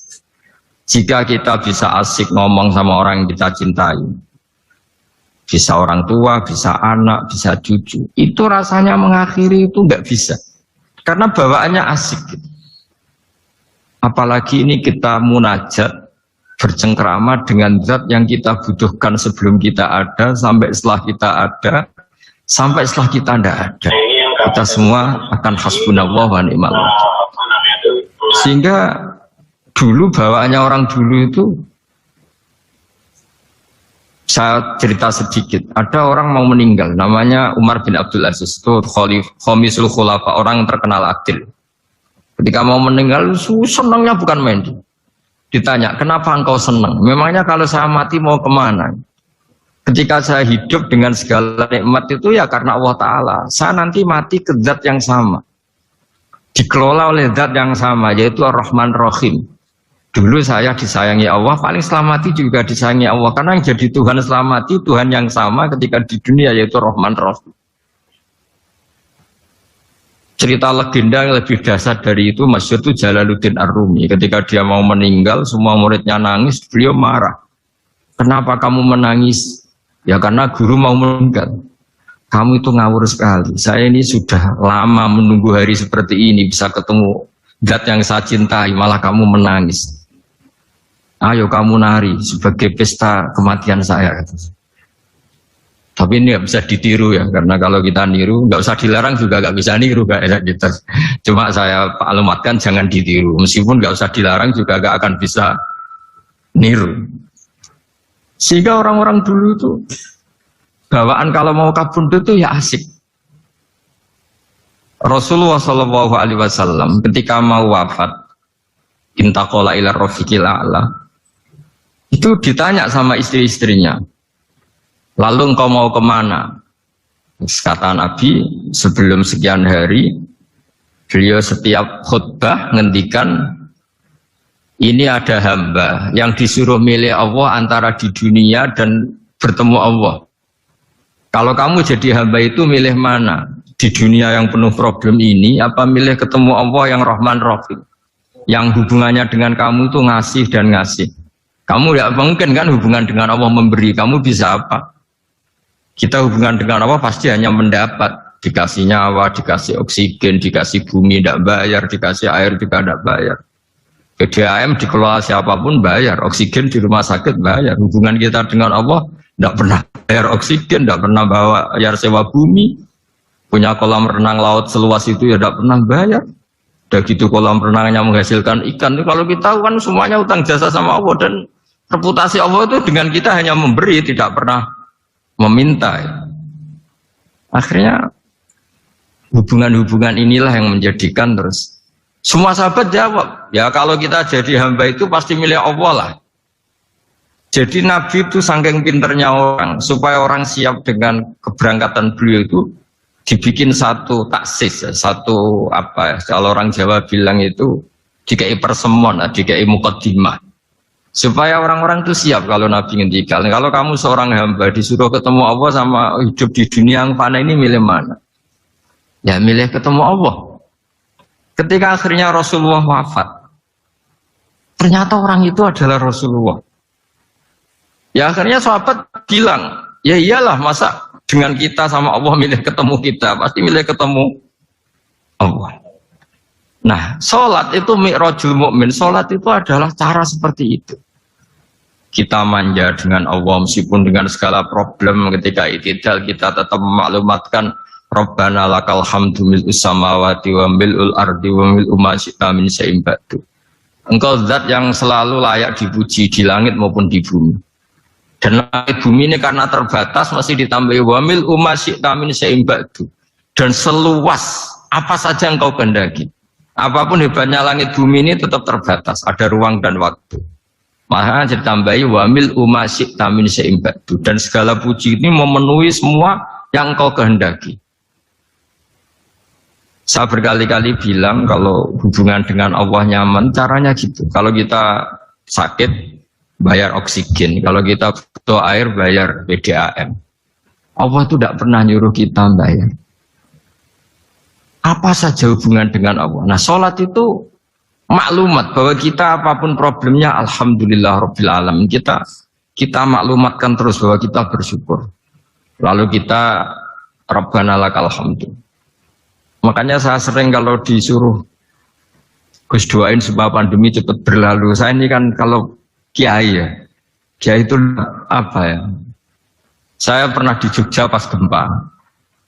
Ya orang-orang ya susah. Saya ini caranya susah saja sampai tidak tahu karena bukan karena sombong ya, karena ya mau apa gitu. Memang nggak bisa apa-apa kan kita manusia. Jadi saya mohon sholat ini jadi media yang luar biasa. Jadi di antara makalah Imam Syafi'i paling terkenal itu fasihan idza ma kana fi dzikri rabbih wa fi ma siwahu kana fin nasi a'jama. Orang baik itu orang yang fasih. Fasih itu lantang dan cerdas dan vulgar dan nyaman ketika ngomong tentang Allah. Sholat itu semua hubungan kita ngomong dengan Allah. Misalnya kabira walhamdulillah katsira. Hanya Engkau yang maha besar ya Allah. Orang yang katanya terkuat di dunia karena presiden superpower misalnya. Nyatanya waya mati ya mati. Kalau nggak makan lemes. Jadi orang kita sadar. Yang katanya orang terkuat, paling hebat. Kalau nggak makan lemes. Artinya ternyata hanya sekuat itu. Dia bisa instruksi seluruh dunia misalnya untuk apa ya. Tapi coba apa dia kuat gak makan 2 hari. Makanya hikmah puasa itu orang tahu. Ternyata makhluk yang paling mulia itu manusia. Kalau gak makan nasi 1 piring itu ya mati. Berarti hidup nasi sama manusia. Nanti kalau nasi bilang, saya tidak butuh kamu. Tapi kamu butuh saya. Itu habis kita sudah.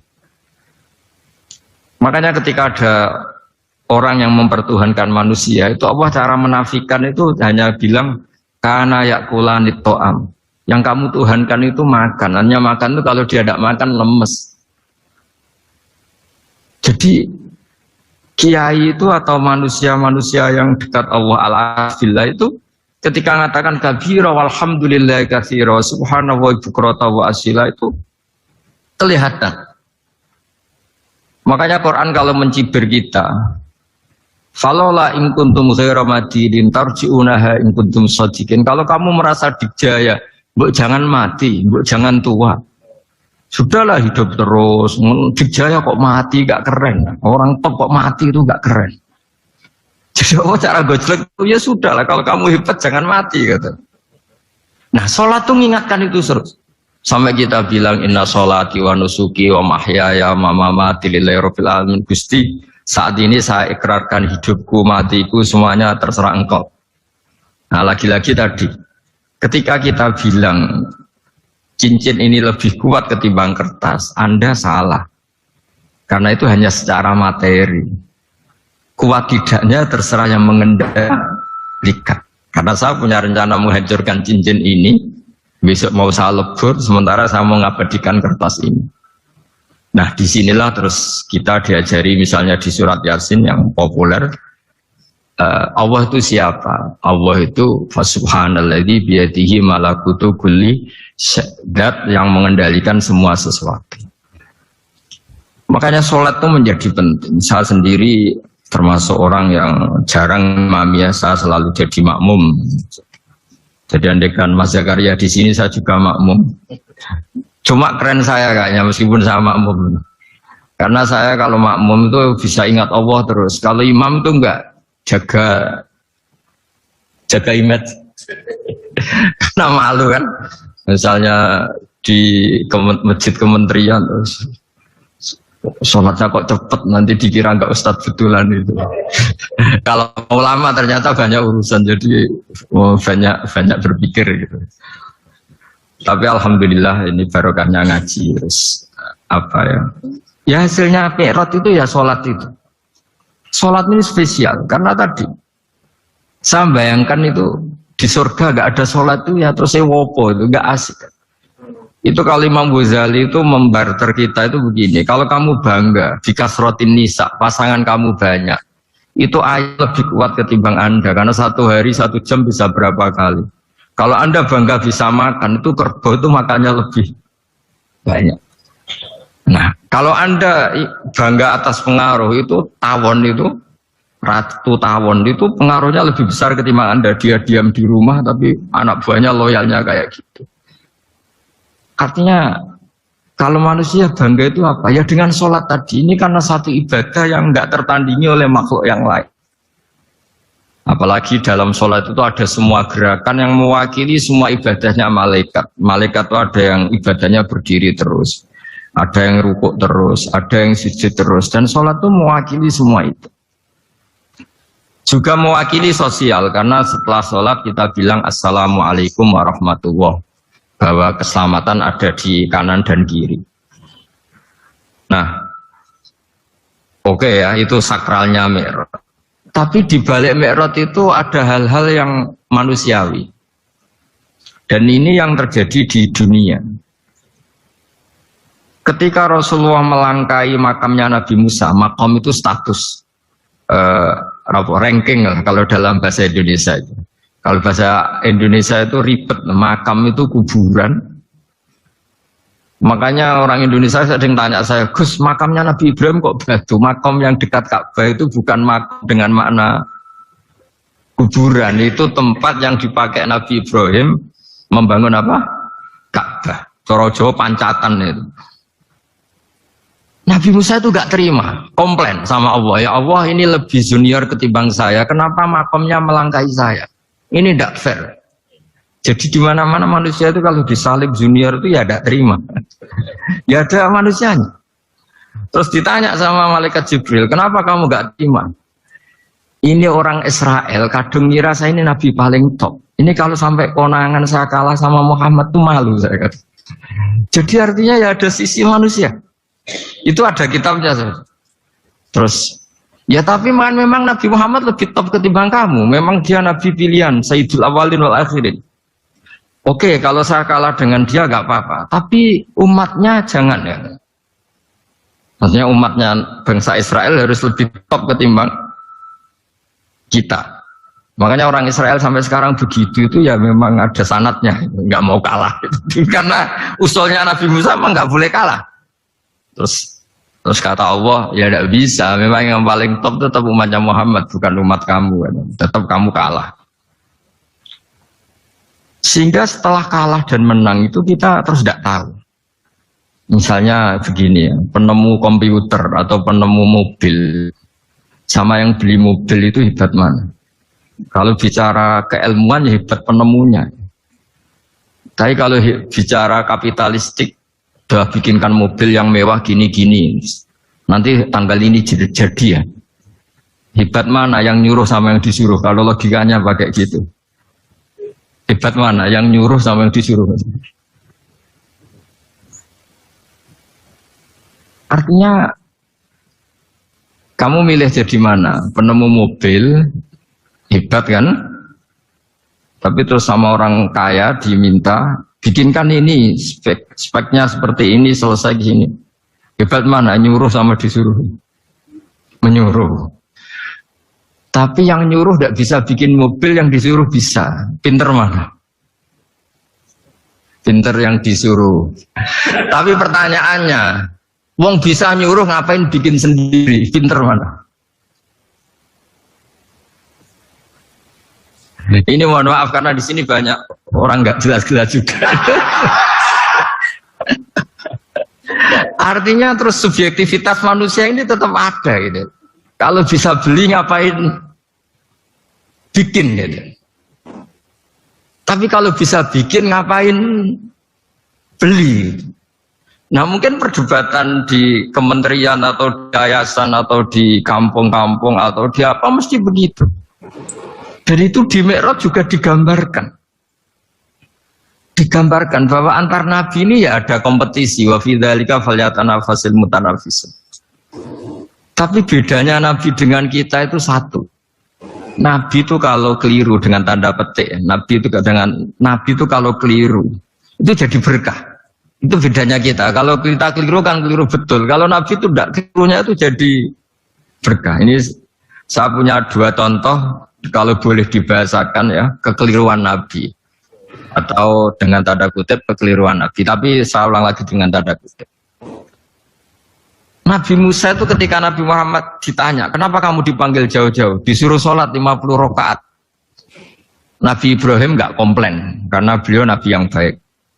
Semua nabi gak komplain, kecuali Nabi Musa. Kata Nabi Musa, jangan Muhammad, bahkan itu. Bilang ke Allah supaya diskon. Ya.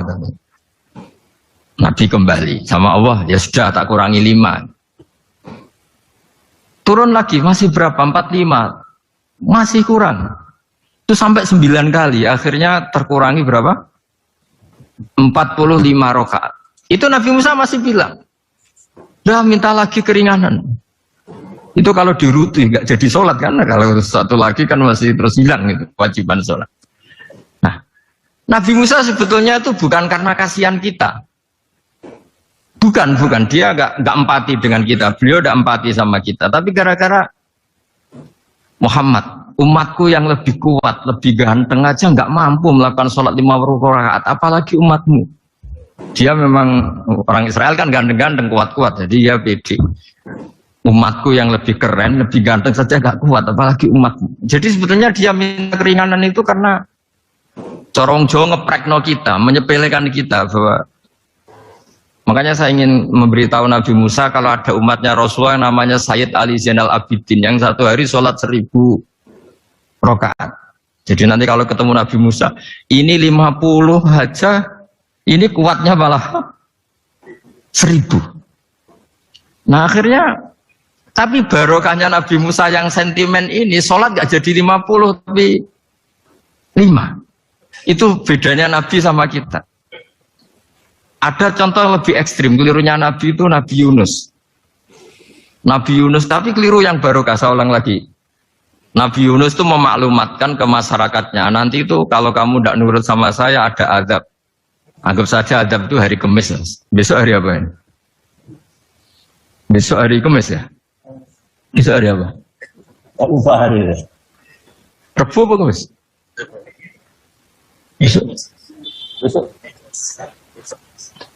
Lupa hari ya. Kata Nabi Yunus, 3 hari lagi akan ada azab. Tapi kurang 2 hari, kurang sehari umatnya masih dalam kemungkaran, dalam kemaksiatan, masih hura-hura. Akhirnya Nabi Yunus bilang, sudah ini tinggal sehari itu mau ada azab. Tapi mereka tetap hura-hura. Akhirnya Nabi Yunus itu coro Jawa itu minggat. Memang bahasa Arabnya abaqo. Abaqo itu pergi yang tidak pamit. Itu kalau kamu cari di kamus, abaqo itu maknanya itu minggat, pergi yang tidak pamit. Sama Allah dibahasakan abaqo. So, wong ra bener kabeh, udahlah tak tinggalkan. Setelah ditinggalkan, Nabi Musa disalahkan sama Allah. Kamu itu Nabi tidak diperintah hijrah kok. Hijrah, syaratnya Nabi kan mengambil keputusan apa saja berdasar wahyu. Tapi tanpa ada perintah wahyu, dia tetap keluar dari kampungnya itu. Keluar sama Allah disalahkan. Wong Nabi kok minggat. Akhirnya ketika dia di kapal, di perahu itu, dulu itu ada mitos, kalau ada perahu mau tenggelam pasti ada yang minggat, diundi. Sampai 3 kali yang keluar dia, akhirnya tahu diri nyemplung. Nyemplung terus ditelan ikan nun. Pokoknya ikan besar lah. Diberi sanksi sama Allah, karena dia Nabi kok melanggar, diberi sanksi ditelan ikan nun. Telan ikan nun karena beliau seorang Nabi, perutnya ikan itu jadi masjid, dia baca tasbih terus. Tapi barokahnya dia minggat tadi asbaqo. Akhirnya 1 hari itu mau ada azab besar itu orang-orang nginceng rumahnya dia. Diinceng. Kalau betul ada azab, pasti orang ini lari. Masa ada azab dia di sini?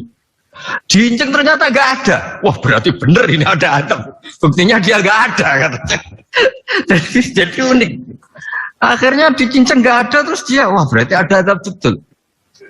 Hari itu masyarakatnya tobat semua karena oh ini ada azab betul. Buktinya Nabi Yunus sudah lari, berarti dia ada ingin kena. Padahal dia lari itu karena mangkel punya umat yang nggak nurut tadi. Wah sudah. Setelah sekian hari dia cari-cari kabar. Umatku itu kena azab enggak? Ternyata berita yang masuk dulu tidak ada medsos, tidak ada WA. Dulu itu nggak ada itu. Dengar kabar kalau umatnya tuh gak kena azab karena 1 hari sebelum ada azab tobat semua. Terus dia gak berani pulang karena ada hukum sosial di sana. Kalau ada orang bohong hukumnya dibunuh. Berarti terus beliau berpikir Saya tidak bohong, katanya ada azab kok. Masyarakat saya baik-baik saja. Makanya setiap ketemu kaumnya dia lari karena takut dibunuh. Ternyata kaumnya sudah iman semua, mau ngejar dia dijadikan imam. Akhirnya, oh iya ya. Jadi itu bedanya Nabi sama ndak. Jadi Nabi itu kalau kelirunya itu barokah. Makanya kita tidak usah ikut keliru, karena keliru kita ini pasti tidak barokah. Itu musibah. Jadi dulu ceritanya Anteng juga gitu. Yang namanya istri dua itu kan cemburu. Pertama Nabi Ibrahim punya istri namanya Sarah. Terus lama-lama karena belum punya anak, terus sama Sarah sendiri yang nyuruh supaya nikahi Hajar. Setelah punya anak cemburu.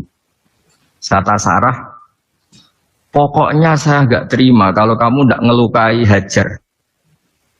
Mulai dulu lelaki itu sudah pinter ngotak-ngatik. Kalau dilukai pipinya nanti tidak cantik. Apa ya? Yang penting lukai tapi tetap cantik. Terus ada anting itu. Anting itu dulu ceritanya itu dilukai tapi tambah cantik. Nabi Ibrahim akhirnya melukai. Seneng Sarah karena sudah dilukai. Ternyata barokahnya dilukai itu jadi anting yang mempercantik perempuan. Padahal melukai istri itu kan tidak boleh.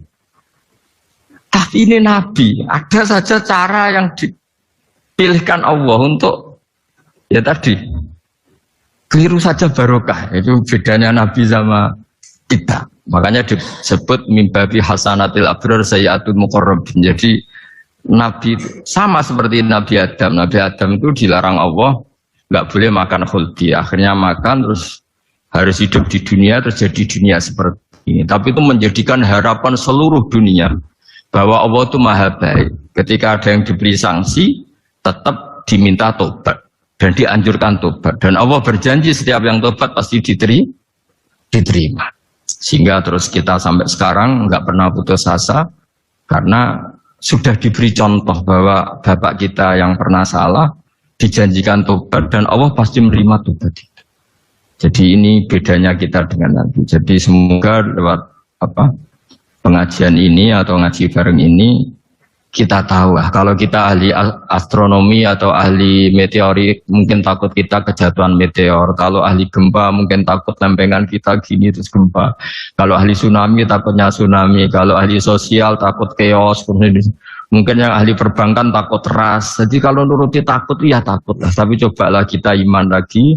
Tadi kata Bu Menteri sudahlah punya hasbunallah wa ni'mal wakil, ya sudah, Indonesia pasti akan baik-baik saja dan kita akan selalu berharap dengan keajaiban. Jadi di antara aturan perempuan itu kalau dia cantik, kalau ketemu lelaki itu tidak boleh bersikap lemah lembut.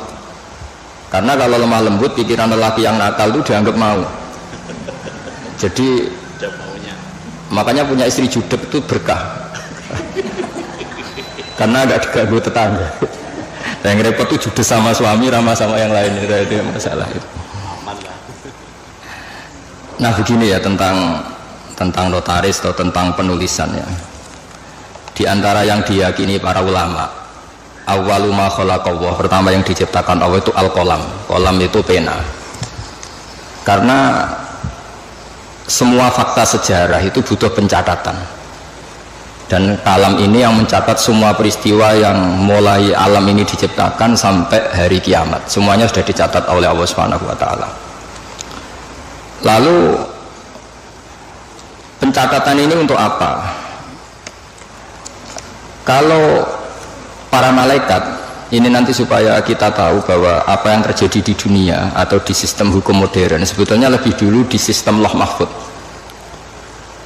Malaikat itu yang nanti di langit itu hanya merujuk catatan, jadi tidak ketemu kita.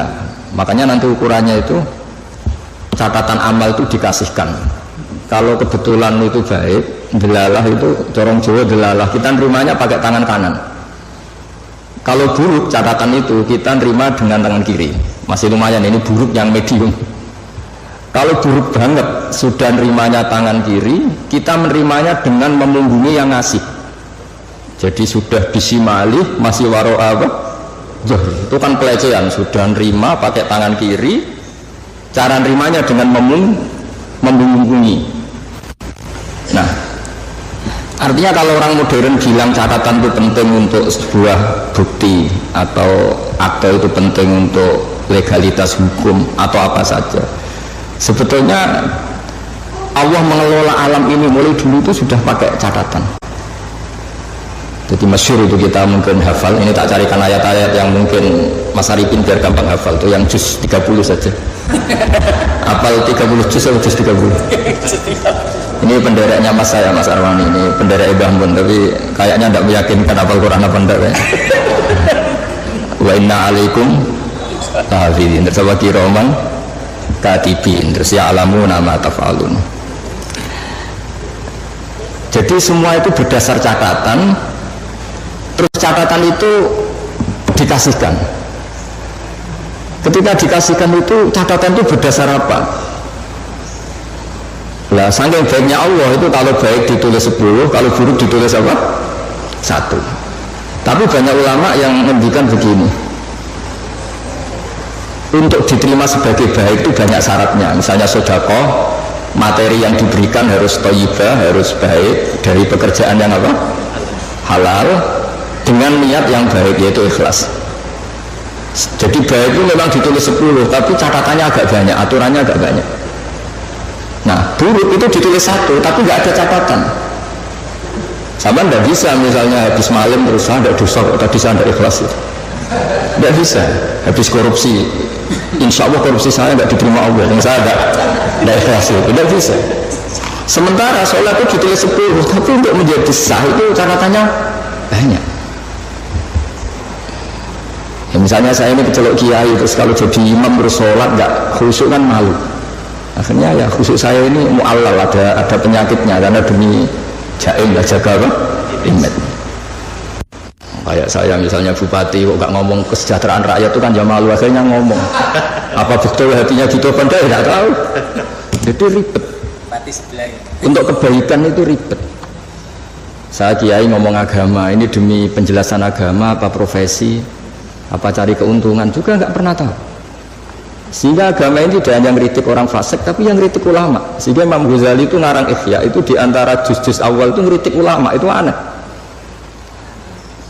Kenapa itu aneh? Karena uang Imam Ghazali itu ulama, kok karangannya justru ngeritik apa? Ulama. Karena agama ini datang untuk membenahi semua. Saya ulang lagi, agama ini datang untuk membenahi semua, termasuk membenahi sistem keulamaan. Di antaranya aturannya adalah ilmu itu harus tercatat. Jadi notaris itu nggak boleh bangga, sebetulnya itu mengikuti tradisi tertua dalam sejarah alam raya ini. Awwalu ma khalaqallahu itu al-qalam. Ya tentu di atas itu semua dan Muhammad SAW, tapi ini kita bicara al-qalam. Nah, kenapa semuanya harus tercatat? Saya sedikit cerita. Banyak ulama yang berpendapat, pertama yang bikin kolam yang bisa memanfaatkan atau menggunakan alat tulis itu Nabi Idris. Itu beliau nulis terus. Sehingga beliau itu warfa'na humatanan aliyah, termasuk Nabi yang punya derajat yang tinggi. Karena jasanya itu suka nulis. Nah, akhirnya ini saya cerita ilmu keahlian yang saya tekuni, keahlian disiplin yang saya tekuni. Ketika Rasulullah SAW masih sugeng, itu semua yang dilakukan itu dicatat. Andai kan nggak dicatat, maka kita tidak tahu mana yang dulu, mana yang belakang, dan nanti punya efek hukum yang dulu bisa dinasah, dibatalkan oleh catatan yang lebih baru. Seperti undang-undang juga gitu, ada revisi, semuanya ada amandemen, semuanya ada itu. Itu semuanya dicatat. Tapi jangan katakan catatan itu mengikat, ya tidak juga. Karena yang bohong juga banyak, sehingga dalam ilmu hadis ada hadis maudhu, dipalsukan. Jadi kalau notaris kok ceritanya baik semua ya Pak Arifin, ya tidak mungkin hadis saja bisa dipalsu, apalagi notaris ada. Itu di Jakarta saya sering ketemu orang-orang kaya kalau cerita satu tanah sertifikatnya bisa 3, asli semua. Ya kan ribet. Nah, kalau di dunia perdukunan itu semuanya bilang punya Nogo Sosro, asli semua. Sing ahli Istanbul ya semuanya punya Istanbul, semuanya ngeklaim asli semua. Jadi catatan itu penting, Tapi kemudian validitasi tadi menurut agama itu siapa? Era dulu yang dipercaya itu orang adil. Orang adil itu orang yang nggak pernah dosa besar atau tidak sering melakukan dosa kecil. Lalu dunia ini bergeser lebih mendengar ke saksi ahli. Ini yang mulai agak ruwet menurut agama, tapi tidak ruwet menurut ilmu modern. Yaitu saksi itu harus orang yang ahli, yang membidangi itu. Padahal ahli itu biasanya ya ahli dalam bidangnya, juga ahli ngakali. Makanya dulu guyonannya Gus Dur itu terkenal itu. Ada ustadz itu agak salah itu, ya memang salah itu. Ada wartawan, dia agak ngerti ustadz, singkat cerita, ustadz itu orang suci, kenapa maksiat? Jawabannya Gus Dur lucu, yang boleh maksiat itu ustadz, kamu tidak boleh. Kenapa Gus? Karena dia tahu caranya tobat, kamu tidak tahu. Jadi sebelum maksiat sudah tahu, kalau melihat perempuan lain tobatnya wudhu kan gitu. Kalau ngerasani Pak Imam nanti tobatnya minta maaf kan, sebelum dosa sudah tahu caranya tobat. Nah, orang-orang ahli hukum, ahli pidana itu tahu cara ngakali pidana.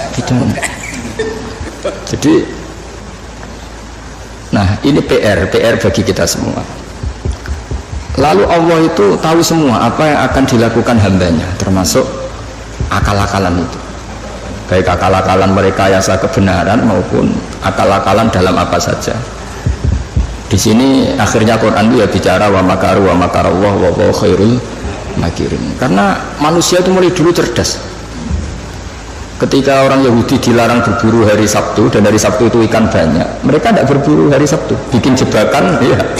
Jadi bikin jebakan pak tapi nggak diambil. Setelah ikan itu tertahan, diambilnya hari Sabtu, hari Minggu ya. Jadi ya jebak ya, jadi orang Sabtu ini tapi Minggu. Jadi Nabi Idris itu cerita yang terkenal, yang pertama manfaatkan alat tulis itu. Sampai anda usah tanya ini riwayatnya ini hoax apa enggak, hadisnya maudhu apa enggak, nanti setelah alim saja ditanya itu. Sebelum alim jangan tanya dulu, baca kitab tidak bisa al hadis maudhu, enggak, ini ribet orang-orang. Nanti setelah alim bisa baca kitab baru debat saya, supaya nanti kalau masuk debat tak tanya sudah alim kok belajar apa? Sendiri. Nabi Idris itu ingin masuk surga. Singkat cerita, dia itu berdoa, ya Allah, di antara anak ini, cerita ini jarang saya ceritakan, pertama ini saya cerita di semua ngaji baru ini saya cerita. Ini agak spesial notaris ini, karena Nabi Idris ini nabi pertama yang apa? Memanfaatkan tadi alat tulis. Itu nabi itu ya aneh cara berpikir. Nabi itu memang ya agak aneh cara berpikir, tapi anehnya orang baik itu. Saya itu kok kasihan sama malaikat yang ngatur matahari itu. Kan kalau menurut keyakinan agama semua sistem alam raya ini dipasrahkan malaikat. Lalu muakibat, pokoknya semua yang mengatur alam raya ini sama Allah dipasrahkan sama malaikat. Lalu orang modern tak bilang itu satu sistem atau satu apa terserah, tapi kalau istilah agama itu malaikat. Makanya diantara jawabannya Pak Quraisy Shihab ketika ditanya, kalau makanan ada malaikatnya, hewan ada malaikatnya, padahal menurut ilmu modern itu tidak ada.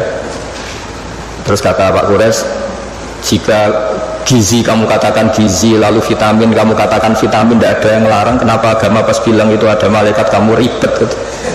Jadi sebenarnya manusia itu ya lucu. Ketika sama tak kasih tahu pisang itu ada vitamin apa, kamu kan jawab vitamin A. Andai kan dulu penemunya bilang vitamin Z gitu kan, kamu tetap bilang Z. Ya kan? Kenapa ketika kita bikin istilah malaikat ribet gitu. Jadi sebetulnya manusia itu aneh. Ya dulu orang ya nggak ada namanya bupati, adipati, sekarang jadi bupati. Mungkin pencipta bahasa adipati emang kepiye bukan jadi bupati itu dulu adipati. Ya itu kan masalah nama saja, masalah apa? Singkat cerita Nabi Idris itu ya Allah tolong beri keringanan malaikat yang bagian ngatur matahari. Sebagian ngatur orang cantik kan ringan, bagian ngatur pohon-pohon yang indah itu ringan. Bagaimana malaikat yang ngatur apa? Matahari, panasnya kayak gitu. Terus kata Allah, doa kamu saya kabulkan. Hari setelah doa itu malaikat yang bagian ngatur matahari itu merasa rileks, nggak seberat kayak biasanya. Akhirnya tanya, ya Allah, kenapa saya sekarang jadi ringan tugas saya? Ya berkat doa ini Nabi Idris. Singkat cerita terus tolong beri hak dia terbang ke langit karena sudah mensyafaati saya. Terbang dia ke langit. Ketemu malaikat. Jadi orang baik itu ya kadang ngakali. Ketemu malaikat Israel, tolong saya kasih tahu rasanya mati.